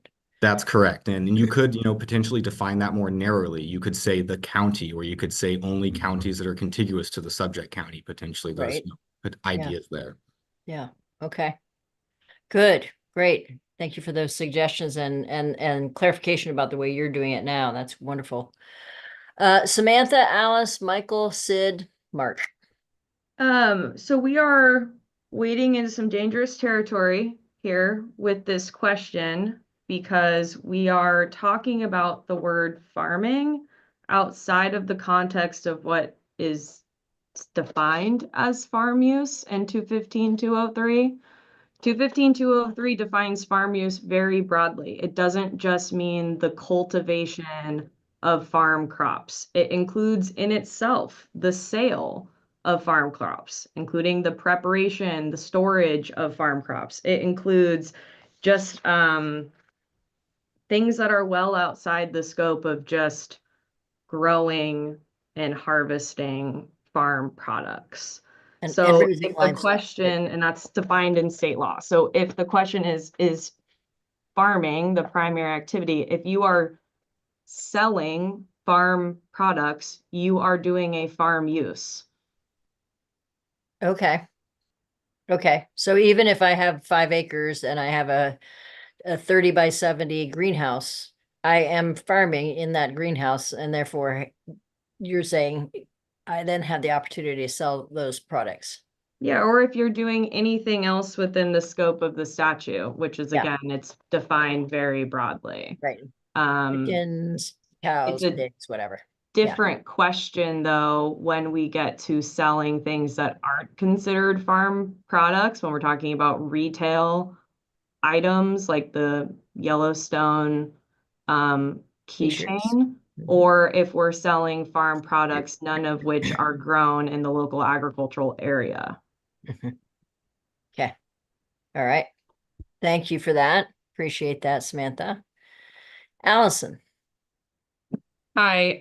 So I appreciate everything everyone has said, and it has been very illuminating to hear from some of the county planners with what you all consider for farm stand usage. I think that the farmers that I work with and that I represent tend to want to make sure that farm stand usage and permits are being given for folks who are selling their own product in addition to other local agricultural products. I think that some of the definitions we've heard today don't necessarily say that you have to even be selling your own product. You just have to be selling local agricultural product. And that's something that is a little bit worrisome from a group like mine who represents farmers who are maybe on the younger side, first generation farmers who have a lot of trouble accessing land. And if we make it so folks can, I'm going to address the elephant in the room here. So if we make it so folks can have a retail operation with a farm stand permit without having to grow anything on site, if there's a potential pathway to that, that can drive up land prices in a way that would not be suitable for folks who want to work that land for a living. So I agree with folks who've stated that we need to make sure that if you're using that farm stand, well, it's my opinion that if we are using a farm stand permit, and that is the way that you're having your building and having your operation, that your product must be central to that operation, which means you need to be producing something on site. I would also be willing to have a discussion about what is considered the local agricultural area. I think that like within the county and counties contiguous to that county is more amenable to our purposes when we think about local. That also is something that I think that we are maybe doing our folks in Hood River a little bit of a disservice if they're not allowed to sell something that is coming from a farm right across the river in Washington that they have a relationship with. We have many farmers in the gorge who have, like, those farming communities don't stop at state lines and they're often very close. But if you the current definition would allow someone in Hood River to sell something that was produced in Ashland but not in White Salmon. And so that is like, it's a little bit of a mental disconnect for me that I think it should be based on your geography, not necessarily the state lines. And I also agree with folks who have talked about the need to make sure that we are not in any way curtailing someone's ability to sell their raw agricultural product from the farm, the property where it's produced. That has to remain central and is just like a guiding light that we can think about, even when we wade into the legal specificities. Thank you. Yeah, thank you. Yeah, thanks for those ideas and ways to think about what that local agricultural area might look like. Yeah, that's very helpful. So good. And also helpful to hear in terms of the first generation farmers who are there, what it might do to the cost of land, depending how we read all of this. So lots of interest here, right? Lots of things that everybody's got that's important. I appreciate that. Thank you very much, Alice. Mike, and then Sid, and then Mark, and then Eric, and then Graham.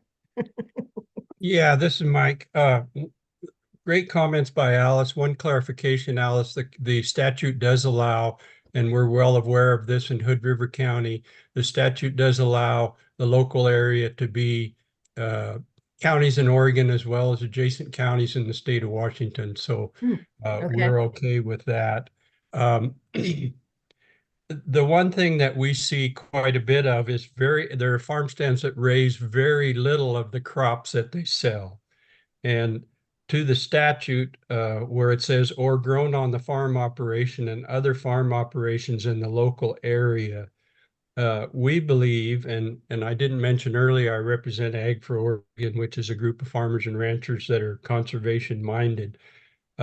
We believe that there should be a predominance of crops grown on the farm that has the farm stand. And I think if you get too far away from that, you lose a lot of things. And we talk a lot about the educational value of going out on the farms and farm stands. And if you don't have those crops next to the farm stand where people can look at them and watch the progression during the year and participate in harvesting, you really don't have an authentic agricultural experience. So I think you have to have those crops right by the farm stand on the operation. And I think it's really not a valid farm stand ag experience if you don't have those. So that's the point I'd make at this time. Thanks. Okay, great. Yeah, thank you, Mike. Appreciate that. Sid, let's roll to you. Thanks.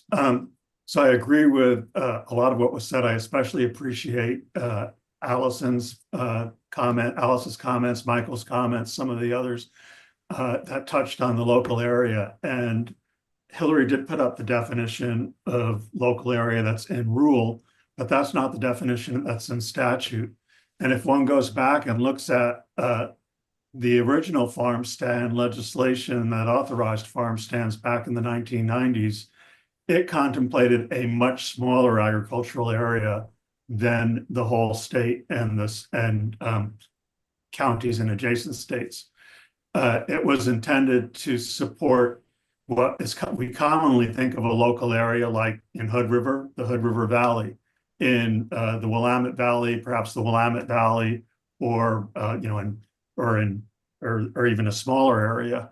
If I disagree with Samantha that yes, selling farm crops is a farm use, but if one is selling, one has a store in say Marion County, Yamhill County, and all you're selling is frozen Ore-Ida potatoes from Umatilla County or Malheur County, you're not engaged in farming. Even, that's not farming, that's retail sales, and I don't think it doesn't fall under the statute. So I would really hope that as part of this process here, since it is rulemaking and the local area is defined by rule, not by statute, that we do look at and recommend to LCDC a definition of the local area that is much more in line with the original statutory intent.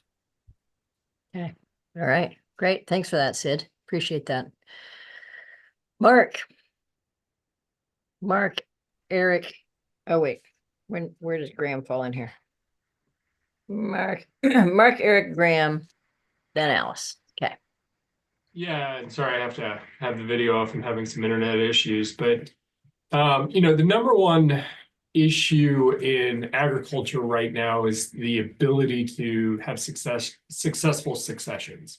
And most of that is attached to the cost of agricultural land these days being in the real estate market generally anywhere from a multiplier of like 30% higher in some of our more rural and poor-verse counties, all the way up to 4 or 5 times the ag productivity value. And what determines the value of that land when you're getting beyond the productivity is the vested rights for what you have to do with that land. So the more by rule that we start vesting rights associated to the property that don't have anything to do with the baseline agricultural productivity, the farther away we get from providing access to those next generation farmers and ranchers who may want to do that, but maybe not necessarily have a statewide, kind of importation and marketing program for products across the state. And so, to the comments that have been made, there probably is some reasonableness, right, from selling from your neighbor and selling for some people in your local community. But the broader and more accessible there is for a broad base of products to be able to sold through that farm stand, the farther away we are getting from like actual farmers and ranchers in the next generation from being able to access that property, take it over and run it. And so that's a very permanent financial situation. Once we vest those properties, it's very hard to undo that vesting. And so that's kind of my cautious baseline for approaching anything that comes out of the rack going forward. Nice. Okay. Can I ask a follow-up question to Mark? Yes, please. So Mark, I've heard this talking point a lot and I'm confused, and it'd be great if we could provide some clarity here. In a farm stand, the farm stands are, let's assume, they're run by farm operators generally. Let's take out the few examples that we might be worried about where someone who's not actually a farmer or a farm operator is running a farm stand. In most scenarios, if you're a farmer and you have a farm stand and you are selling, let's say, a farm product that you purchased at a wholesale rate from your neighbor who's a farmer across the river in Washington, and then turning around and selling that farm product at a retail rate to your benefit, that's putting more money in your pocket as a farmer and supporting your farm operation financially. How is a farmer being financially successful something that is to the detriment of farmers in the future? Might want to come over and buy their property. Wouldn't they want to buy the successful farm operation? Well, Samantha, if I can break in there. I mean, so first thing I'd say, that person is being a farmer plus, they're also being a farmer plus a wholesaler retailer, right? Like farming is the growing and selling of your food product, right? Beyond that, you're being a wholesaler retailer. And so, yeah, okay, that's a successful business. But now what you've said is to have that successful business, the acquisition of capital that you have to bring to be able to take over that business when that person retires is now X percentage above what it is just a farm income and revenue. And so I do think there's some reasonable medium if you are, because you're buying your neighbor's product, right?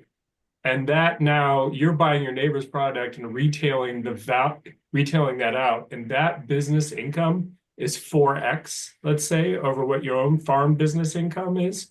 But the rights to do that is now associated with your land use right, is attached to that piece of property. That piece of property is now in the market context 5 times more costly to acquire than it is if it was just a farm.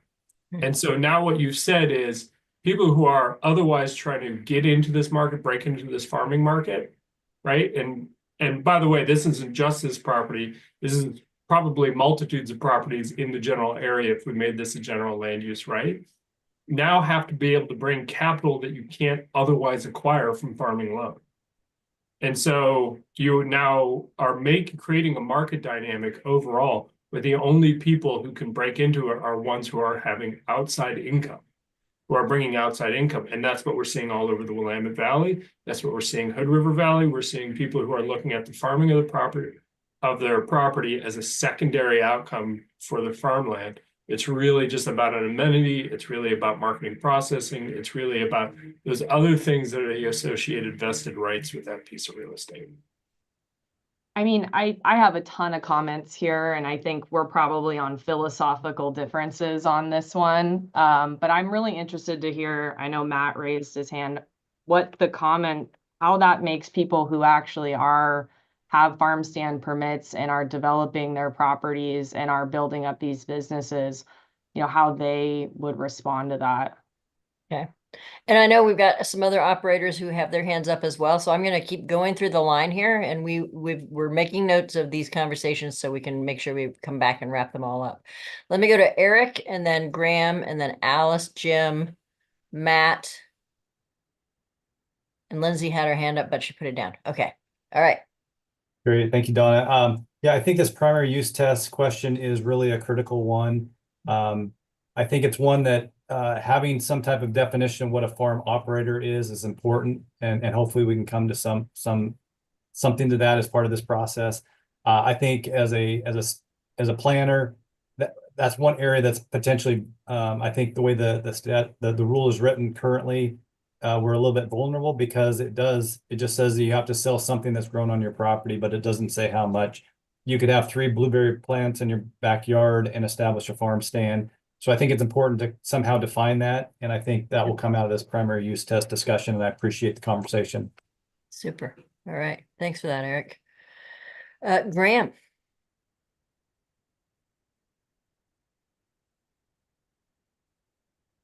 We're waiting. We can see. You're trying to get that microphone off. There we go. Okay. So a couple things. One, I think it is very important that farm stands be able to buy in other local farms' product. If every little farm that grew a crop had a farm stand, that'd be a lot of farm stands. It'd be a lot of traffic going all sorts of places. And so I think to some degree, it's nice having a farm stand that sells a multitude of local farms products. We, for example, have a walk-in refrigerator. We have chest freezers. We can keep your product fresh, and then we sell it to the public at a good price, and we keep it fresh for you. And so that's a service to a lot of other local farmers and ourselves. It helps. But I definitely think, you should try to be doing at least a majority of your income coming from crops you grow. We certainly do that. One thing I will add on the staffing side of that, I know at least several farm stores in the area who are open year round, and they do that so that they can keep their staff, because you don't want to go out and hire a bunch of new staff every year, train them, all of that stuff. It's expensive and you have a hard time getting good help. And so if you're open year round, you can keep those employees year round. But in order to do that, you need to buy in a lot of other produce. You aren't necessarily growing. Someone mentioned seasonality. It's hard to grow in the winter here. And so oftentimes you're buying other local things or things grown in greenhouses, hopefully in your area if you can. But I will add that's really important for a lot of larger farm stands, is to be able to keep their staff. It's not something we do, but it is something I know several other people do. And as far as the definition of local goes, I just did a quick Google. USDA defines it as 400 miles away, which seems a stretch. But they also said there's not a good hard and fast definition. It's kind of up in the air. I think definition of local for us is usually about 100 miles, but it really depends on the agency you're talking to. There's not a hard, fast definition. And so that's might also be something that would be valuable To have some conversation and clarity on. Great. Okay, Graham. Yep. Thank you. Yeah, really helpful. Good. Thank you. Alice, then Jim, Matt, and Ryan. Hi. Yeah, I wanted to respond to something way back in the conversation when I put my hand up first. I agree that people should be able to aggregate local products because I do think it's an important function of a farm stand. Not everyone has the time and ability and facilities to run a farm stand. So it's a service that you're providing to your friends and neighbors who are growing things as well. As Graham said, it is if you have the walk-in cooler, if you have the freezers, you are a good person to be keeping that product fresh and food safe. I think that I agree that there should be a requirement that you are growing a substantial part of that 75% the farm product versus the 25% of incidental. But I think that we also have to recognize that there are some farm products that simply cost more dollars than other ones. Like if you are a produce grower and you have a chest freezer for your neighbor down the road who raises cattle, and you have meat from their cows, the meat costs more than your lettuce. And so like making that calculation based on like percentage of sales alone, I would rather focus on the local area and a requirement that you are contributing substantially from your farm to your farm stand. Because I know that when folks are interested in providing a whole diet for their local area, and I have already said my definition of local, but like recognizing the difference in price between some produce and animal products, that if you're trying to provide an aggregated whole diet for your local area through your farm stand in accordance to the rules, that price differential might play into the dollar percentages that go into that. Interesting. So interesting, you all. This is really interesting. Thank you. Thank you for those perspectives on that, Alice. And let's go to Jim. So Jim, Matt, Ryan, Lindsay, Ing, and then I know Charles, you need to head out early. So I want to just give you a chance if there's anything you want to add. I want to make sure you have a chance to say that. So if you want to add something, put your little hand up there for me so I get you in the line, okay? Jim, go ahead. Thank you. Hey, Graham, I really appreciated your comments about mileage and local area. It gets to a point that I've had a concern about for a long, long time. When you look at the legislative record back in 1993, when the commission was when the legislature was talking about local area and the like, it was pretty clear, and it's actually really obviously clear to me when you read it, that specifically the legislature really didn't want farm stands to be able to sell products that were not from quote unquote the local agricultural area. And there were a lot of discussions on terms of what that meant. And one of the things the legislature did was they rejected a proposal that was made that said that the local agricultural area would include the entire state of Oregon. Yet LCDC rules includes the entire state of Oregon and adjacent. I think we need to be looking more at subregions. What's the local area that the farm stand fits into? You know, Graham said 100 miles. That may be the right number. That's something for us to discuss. But it's certainly not the entire state of Oregon.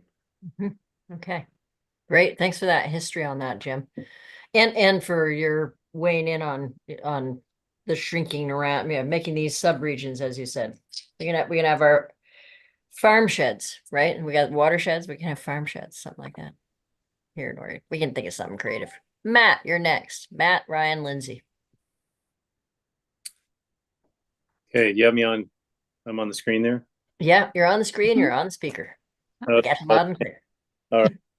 So I guess I'd have to agree that the more products you can carry would be beneficial to an operation. I mean, the diversity is important, but I also think there's talk of these farm stands are going to be packed one on top of the other.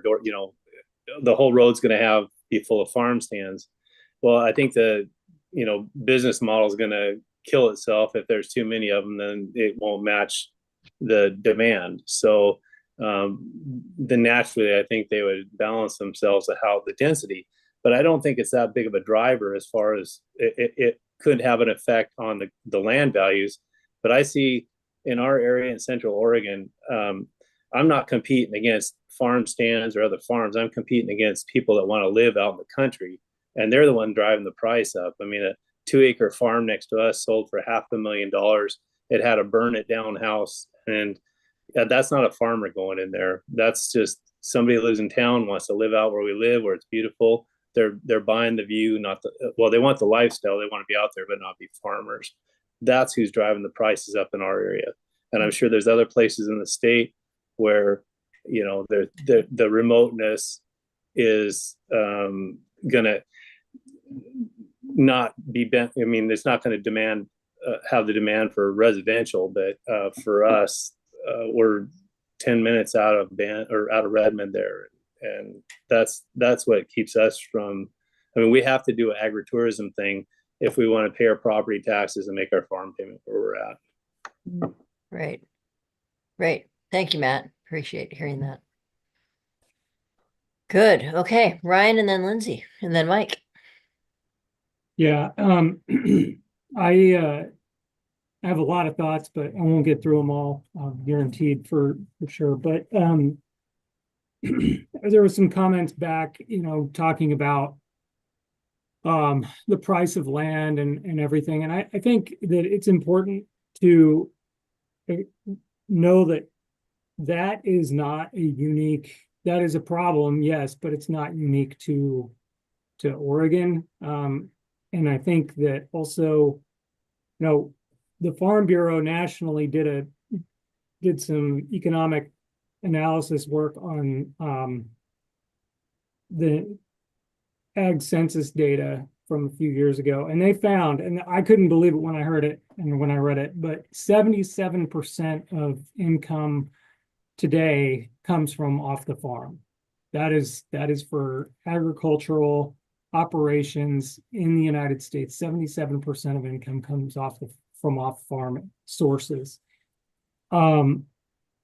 So, and 96% of farming households earned income from off farm sources. So I think that is critically important to be aware of generally. And so I think, you know, having the ability, I think, diversification of operations is incredibly important. These folks are not going out there to get jobs just for the fun of it. They're doing it to stay in business. So I just think that it's really important that we not forget that piece, that they are doing it to make ends meet. And so when you're diversifying your income streams, like you would be doing with a farm stand, that's what you're doing. You're doing it to make ends meet. And one piece that this discussion, kind of a little bit separate, that I haven't heard talked about yet is, I mean, all of the agriculture that we've been talking about has been food-based. And I think it's important to note and remember that in Oregon, there is a substantial amount of agriculture that is in fact not food-based. People are not going to be trucking grass seed to the local food farm stand, and yet they are still subject to the same pressures, and they have limited diversification opportunities to kind of make those ends meet. So I would just encourage everybody to remember the folks who may not be engaged directly on food agriculture, and that we as a group need to remember that they're doing this out of necessity to make ends meet, and we should be giving tools to them to do that responsibly. Okay. All right. So we might want to have that in the back of our heads. And since we are doing farm stand rules, I think having an awareness of what's around, what might be around those farm stands or farms that aren't even around them, but just bearing that in mind, I think it's going to be important for us. Thank you, Ryan. Appreciate that. And appreciate those numbers that you've got from USDA. Lindsay, then Mike and Sid. Yeah, I agree with Ryan. Thank you. You made a lot of my argument. I think that, you know, from the Department of Ag's perspective, we see farmers facing these challenges every day. And so, limiting what they can do to keep their farm. And I think the point of, grass seed farms, I think we all can see in the Willamette Valley, that's not necessarily a high dollar per acre crop as, maybe an orchard would be, but it is still farming and it can allow families to maintain farming and pass that on to the next generation. So I think, I think sometimes these discussions get a little bit into the weeds of kind of what an idyllic farm community and experience would be with when we talk about farm stands. And I think that that's my concern around trying to really tie that down so closely is that we inadvertently kind of actually push people more to the risk of not being able to keep farming for all of those reasons that Ryan just mentioned. And I guess I just had a question also around this as we're discussing 2 points. One is we are talking about the 25% total of incidentals. That is, I guess in my mind, the way I read that is that if you're bringing in products like beer or something that you're going to sell at your farm stand, those are, or retail products, sorry, Yellowstone items, maybe you're bringing those in, those are the incidentals. That's what the 25% is referring to, not necessarily if you are bringing in your neighbor's agricultural goods in your farm stand. Is that correct?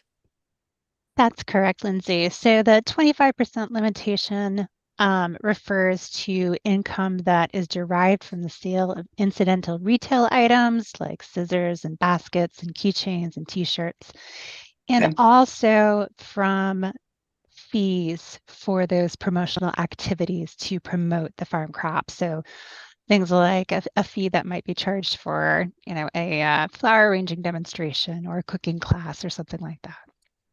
Great, thank you. And then as we talk about these, when we talk about locality and trying to make sure a certain propensity of the food that's being sold at the farm stand is grown on that operation, how is enforcement generally done here?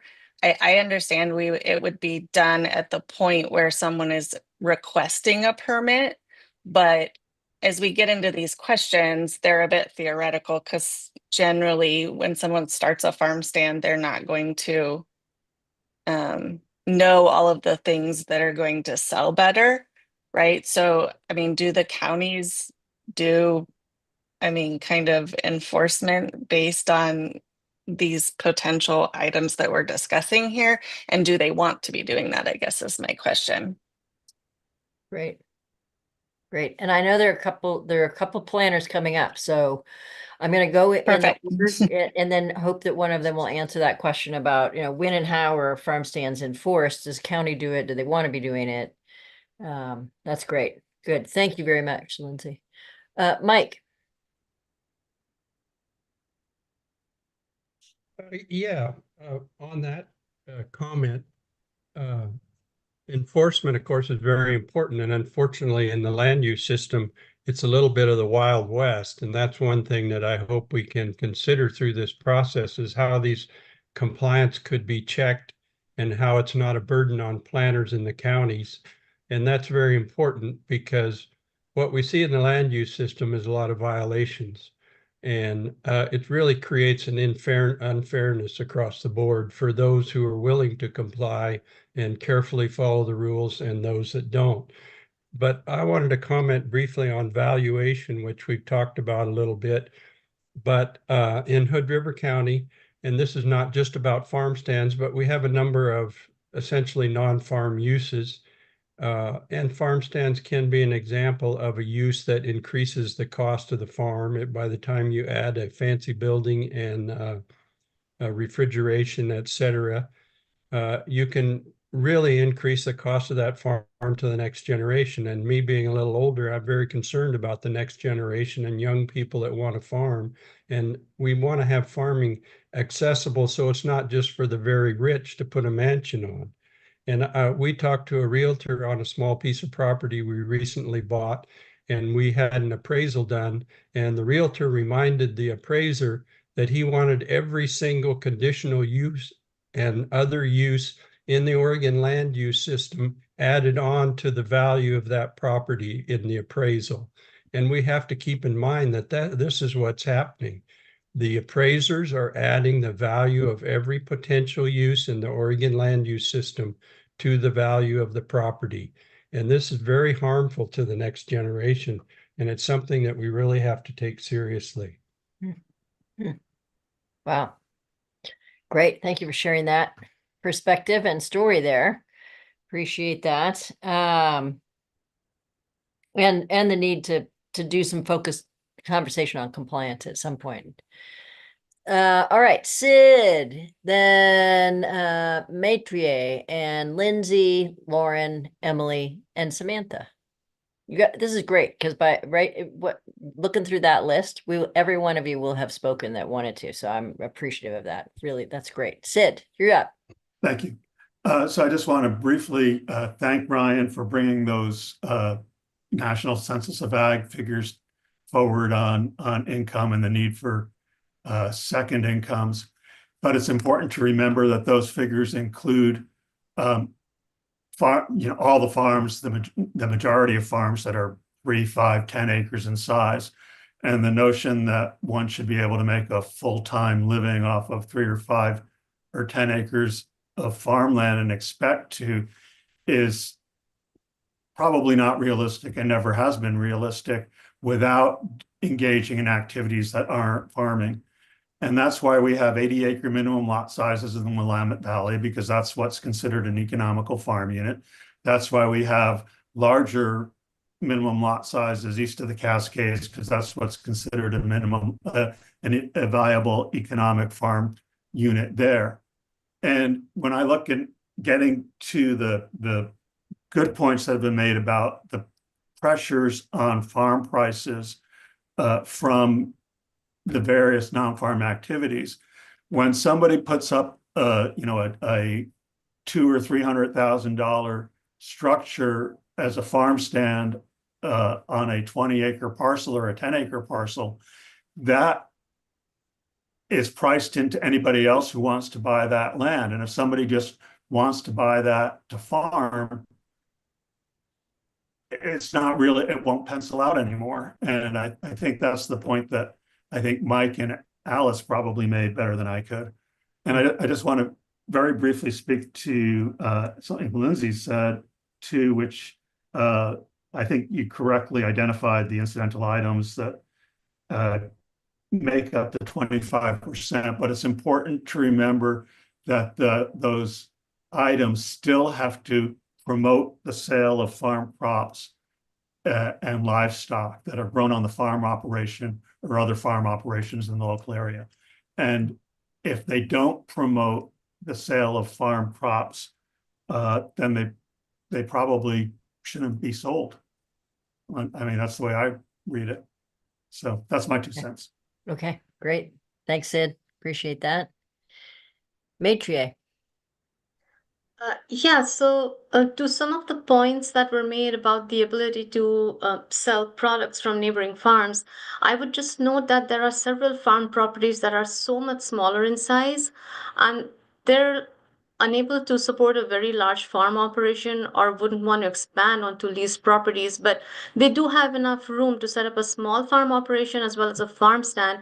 So as long as there's contribution from their own farm operation, the farm products sold at a farm stand shouldn't really be tied down to the primary sale from your own farm operation as long as they're complying with what statute requires. And yeah, that's kind of just what I wanted to share. And as far as the enforcement question was concerned, what we've done so far is to include the 25% incidental items compliance requirement as a condition of approval, but we are primarily complaint driven, and unless there's a report filed, we don't usually follow up. It's a pretty large county, and we haven't done this so far, but maybe considering requiring an annual reporting regarding the income on a case by case basis, or perhaps periodically every few years. That's kind of something we're thinking about at this point. Nice. you. Okay, great. Thank you for both of those. Wonderful. All right. Thank you. Lindsay Eichner. Hi. I would, we do about the same thing where it's really complaint driven here in Lane County. And a lot of times we don't, I have been on cases where we have required people to share, their sales information, to prove that they haven't, done more than 25% of total annual sales of the incidental items. A lot of those are unfortunately people who are very creative and are expanding their businesses without talking to us first. And a lot of times are having almost restaurants on their property, selling a lot of their food and making the food from their items. But right now, we just aren't allowing that in a farm stand. And so a lot of the times the compliance aspect is complaint driven. The other thing I wanted to touch on was quantifying farming as the primary activity of the property, especially like if there's a house, and how would we do that if that as a group is decided upon, is just really trying to keep like clear language that it is either yes or no. But I also hear the points of some of the farmers who, and people speaking on behalf of the farming community, is prices of certain things. But I think we covered that with, if you're bringing in more expensive items to sell, as long as it's a farm crop, then that would be considered as part of the 75% amount. But how do we, do we have a couple blueberry bushes on site and then we bring in a whole bunch of other neighboring? I can see both sides of having most of the farm crops or products, I guess I should also say, produced or grown on site versus 50-50 brought in, or 25. I mean, and the numbers, you could go over them all day. But I just wanted to, that's where my brain was going, is how do we quantify these things once we get to a decision, so that we can keep it as the lowest level of review as possible at the county level. Nice. Okay, great. Great. Yeah, there's a lot to be thinking about here, isn't there? It's a great opening conversation here to really get into what are all the variety of issues that are here for everybody. Just keep mulling that in your head and figure out, part of what we have to try and figure out is how do you then blend those together into something that DLCD can draft into a rule. So thank you for that, Lindsay. Lauren, Emily, then Samantha. Yeah, thank you. I'm going to speak, I think, about what I hope would encourage us to maintain some flexibility in these rules. My family's farmed vegetable crops in the Willamette Valley for 4 generations, and how that's looked and where we've sold and marketed those has changed. And a lot of that's been out of our control. As we've seen processors and other market access points go out of business or shut down in our region, it's forced farmers like myself to be nimble and creative and look for other ways to stay in business and market our crops. And so kind of a unique use case that I want to pitch for everybody is what we do on our operation, where we operate a seasonal farm stand in a temporary structure on our own property, but we also engage in small leases with other EFU zoned landowners. So I'm talking about our grass seed guys that are in a extremely depressed market right now. And if they've got a large driveway or loadout area that would work for us to put a temporary structure up, set up the table to market the produce, then we help contribute to their operation by a rental agreement of that space, still then marketing those products on EFU ground. So it's a little different use case than I think what's idyllic and what a lot of us are thinking.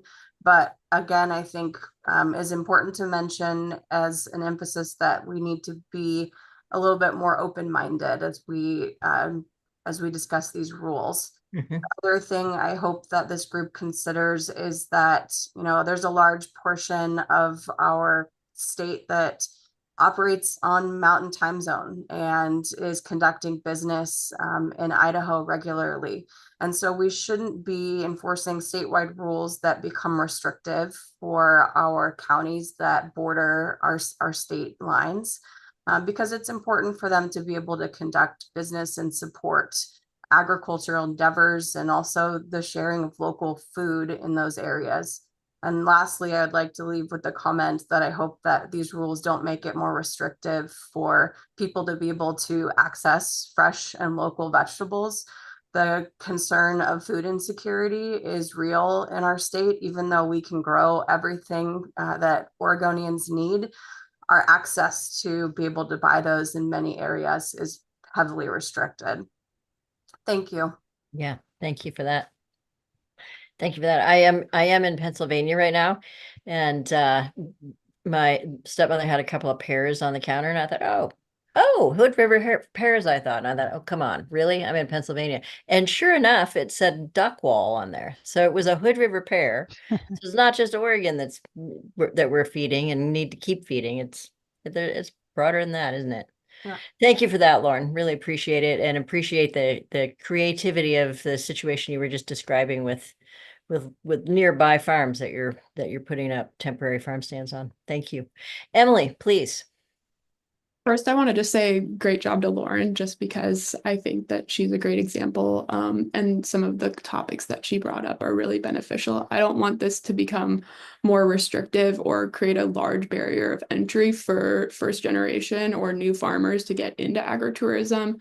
Our farm personally comes from two examples that were identified earlier. We are grass seed farmers. Most of our crops and acreage is put towards grass seed, which has been identified as a very struggling industry right now. And we also are a non-food crop. So our number one farm stand commodity is tulips, and that is not something that you can eat.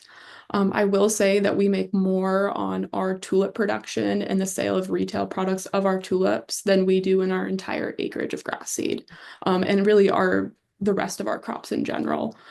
We have built our business, and I have to say we own 10 of our neighbors that over the last 30 years that we have purchased their land. And yes, land has become more expensive, but I don't take that as the fault of our business. I don't want to limit the diversification of me and my third generation family members to be able to give my parents and my uncles the retirement that they need. I don't see why we should limit the ability for me to continue to diversify and expand my farm stand offerings and the tulips and the crops that we're growing. Yes, it may or may not add to the land value, but the fact of the matter is I don't want to limit my ability to diversify that then would prohibit, like, I need to be able to buy the farm from my parents, and limiting income is a really restrictive way of doing that. The only other thing I want to touch on is the primary activity. We farm 12 months out of the year. We farm 1,100 acres. It's the 75-25. We are like, it's some years is good, some years is bad. We want to always be in compliance. But the fact of the matter is we farm 1,100 acres, and farming is 100% our primary activity. But with that, we would not be here without our agritourism operation and inviting the public to our farm. I would not be back on the farm if that was the case. So I think that's just some really bold points that should be thought about for someone who's young and a younger generation that wants to take over the operation. So fantastic. Yeah, that's great. Super. Thank you, Emily. Thanks for sharing all that. Great. All right, Samantha and Ryan, and then I think we'll get to the point where we'll start to wrap this up. Yeah, I wanna uplift Emily and Lauren and Graham and Matt and the farmers on the phone who do this. I think it's pretty clear they don't do this because they don't want to be farmers. They do this because they are farmers, and this helps them continue to farm. And I understand that folks have a lot of philosophical concerns, and we always have philosophical concerns when we talk about land use. But our land use system was designed to protect and incentivize a strong agricultural enterprise.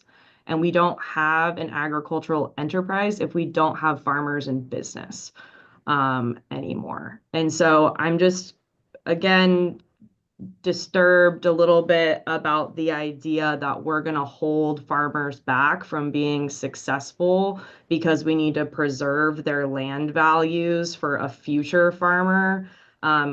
If we have concerns about getting young farmers and new farmers more buying power to get into the game, there's plenty of ways that we can solve that and solutions that we can bring to the table from a policy standpoint that don't involve putting more restrictions and limitations on the success of existing farmers and farmers like Emily and those who are going to take over their family's operation. And again, I just want to orient ourselves in while again, we can have a lot of philosophical conversations, the legislature's already had this conversation.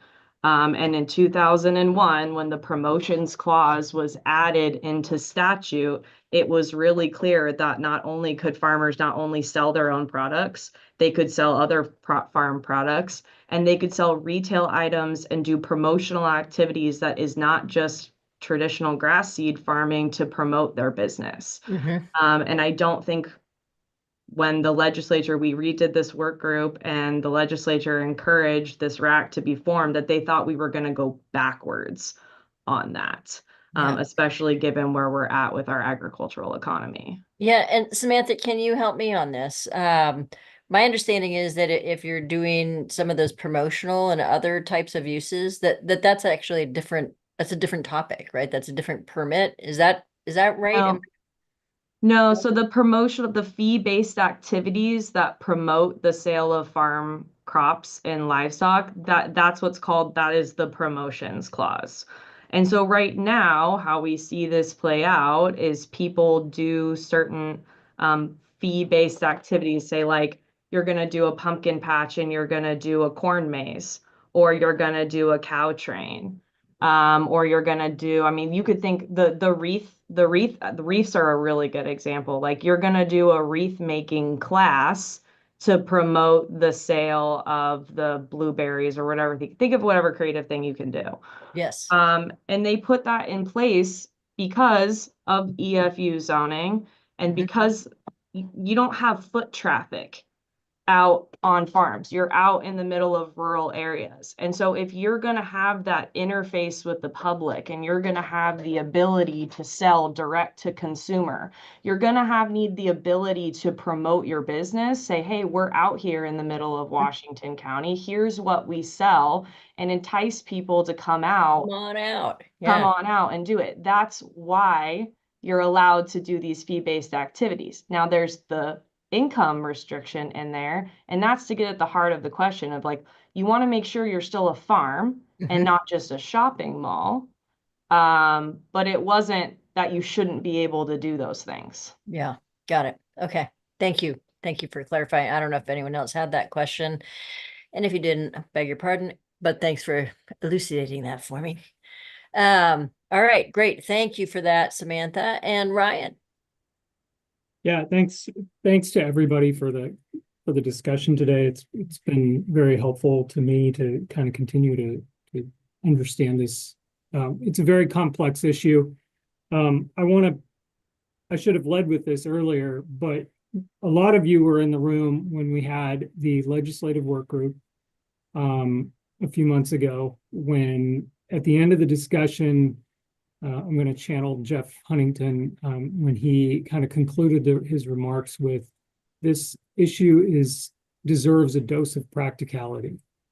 And that was kind of at the time when it was decided that, things were going to be moving more towards a rulemaking. And I think that that is worth repeating here. This is an issue that's deserves a dose of practicality, and some of that. And I really want to latch onto what Lauren said. Keep an open mind on this stuff and preserve that flexibility of what folks are trying to do. Oregon is very unique, and I don't think anybody has to be told that. But 220 commodities that are commercially grown in this state. And with that, a lot of that is very high value agriculture that's not mechanically harvested or automated in a lot of respects, and that requires a lot of labor, and that labor is expensive. And just another couple facts and figures for you, but Oregon, about 40% of the input costs in agriculture come from labor. And so when you have a specialty crop state like Oregon, that is a significant cost driver. And Oregon as a state is about 70% higher in terms of ag labor costs than other states around it. So there are a lot of drivers to some of the costs that we're talking about today. Yeah, great. Great, good things to leave people thinking about between now and our next meeting. And Inga, I saw you pop in here and pop your hand up. So I'll give you a chance and then I'll cut off the conversation. And then I'm going to turn to you, Hillary, to talk a little bit about, to talk a little bit about next steps. And I'll just do that. Go ahead, Inga. Thank you. I guess I wanted to respond to the point of placing more limits, and that's not my goal here. My goal is to be able to apply a regulation clearly and objectively and equally across my county, to be able to clearly tell the people who live here, yeah, this is when you can just do your sales. It's a roadside stand, go ahead. This is when you need to start coming in for a permit. And I know it's always, and we do want flexibility, so there's always that issue. But that's my real goal. And quite honestly, I personally enjoy going to farm stands and roadside stands and being able to have that access to fresh fruit, meats and vegetables. And if there's some other items in there for sale and, there's a t-shirt that promotes the farm, that is great. And I don't necessarily need it to be everything that's grown on that farm. It doesn't matter to me as long as it's available. So anyway, that's it. Thank you. Okay, great. All right. Thanks for that, Inga.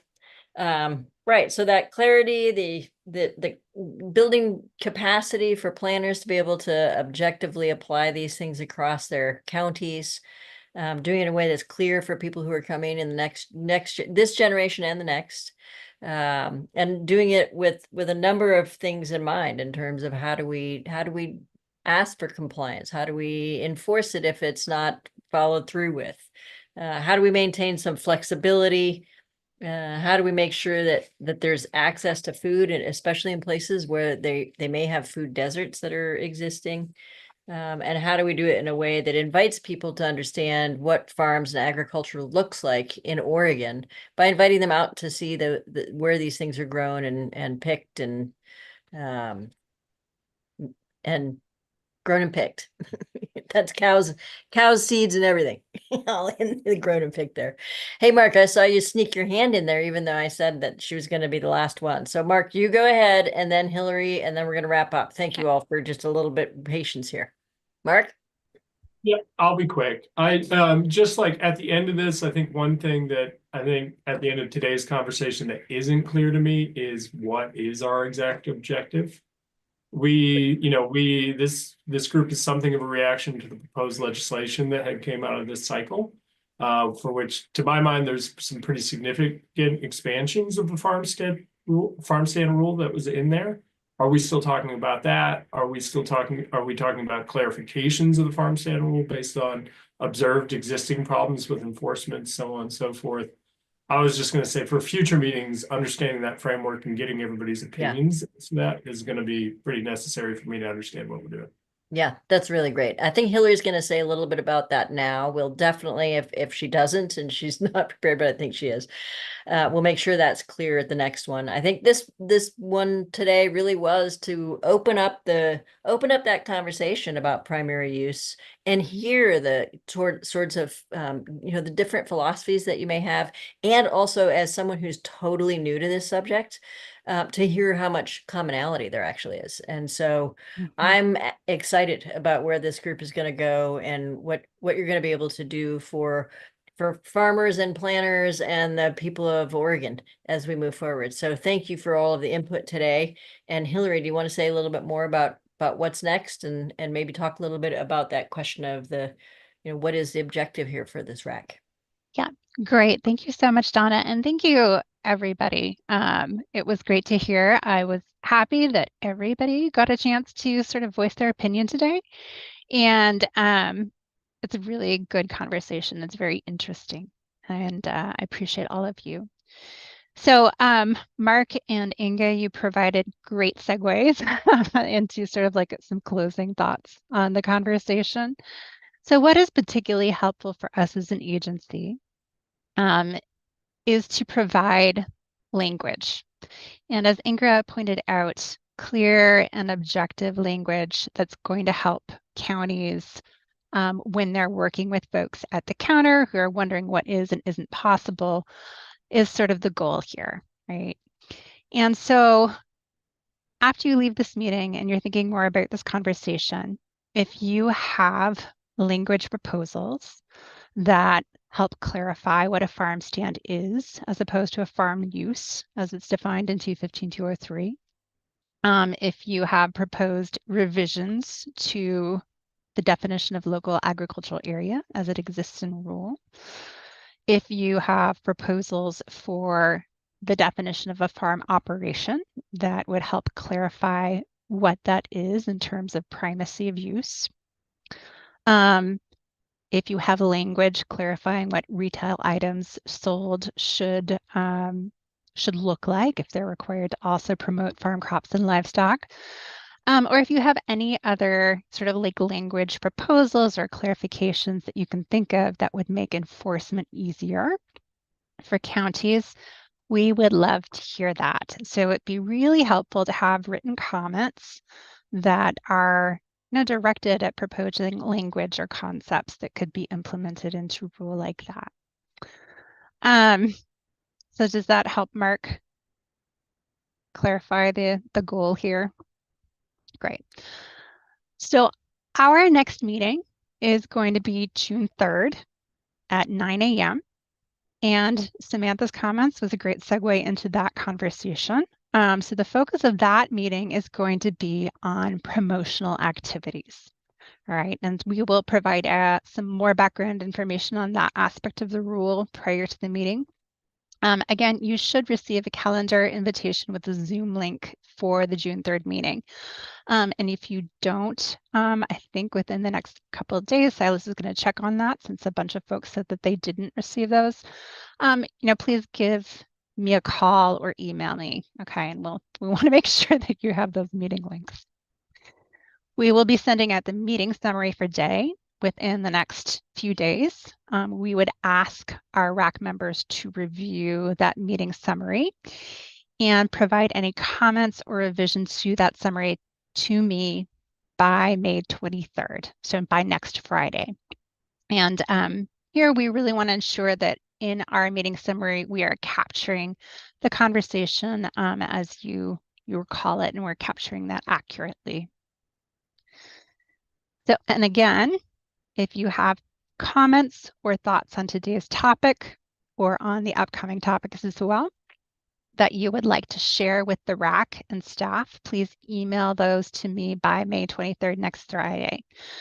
And when you provide comments to me or to the Farm Forest comment email, if you indicate that your comments are only for staff's consideration, that's a possibility. But if you wish them to be included in the next published meeting packet, direct your comments to the RAC. So you have that option just to send your comments to staff, and you have the option to send your comments to the RAC as a whole, but that needs to be clear when you provide your comments. All right, and again, in your comments that are particularly helpful are going to be those that have some suggestions for language that we could work with, right? Okay. So I think that's it. Are there any questions from the RAC members on what's happening between now and June 3rd, on the process in general? Anything that you would like to ask on that topic before we close? Could you just remind us of the last 2 dates that we agreed on? Because I don't have calendar invites for those either. I want to make sure I don't schedule something on top of that. Yeah, sure. Absolutely, Alice. Oh, I didn't put them in here. So it's June 24th, and I believe it's July 18th. Yes. And are they 9 to noon or 1 to 4? Oh, you're stumping me. I don't have it memorized. I do. I don't have it memorized. I don't have it Just memorized. go through, sorry, Yeah. each of them, since I don't think anyone has them on the calendar. All right, here they are. June 3rd, 9 to noon. June 24th, 1 to 4. July 18th, 9 to noon. And then September 25th and 26th, at some point to be determined, will be the discussion of the commission. Yep. And then there'll be a follow-up that might be, depending on what is decided about that 5th meeting, will be either before October 5th, so your comments are part of the public comment period, or before that first week in November, whenever it would close then. Does that help? Hey, I also want to let you know that we will have a summary. So Hillary's going to be drafting a summary of today's meeting. She's going to listen to this whole meeting again. She's going to draft a summary. She's going to send it my way, and I'll make sure that there's nothing missed that I heard from you all that sounded like it was really important. There are a lot of loaded words that you all were using, loaded in an important way. And things like flexibility and some of the things I said and that you've all been saying. So just making sure those things are in there. So Hillary and I are going to work on that. You should probably have that in a week at the latest. And so you'll have time to review that and review the materials for the next meeting to get you ready to continue this conversation. Okay. All right. Thanks, Donna. So just in closing, thank you everybody for your time serving on this RAC. We know you're busy and we really appreciate it. Yeah.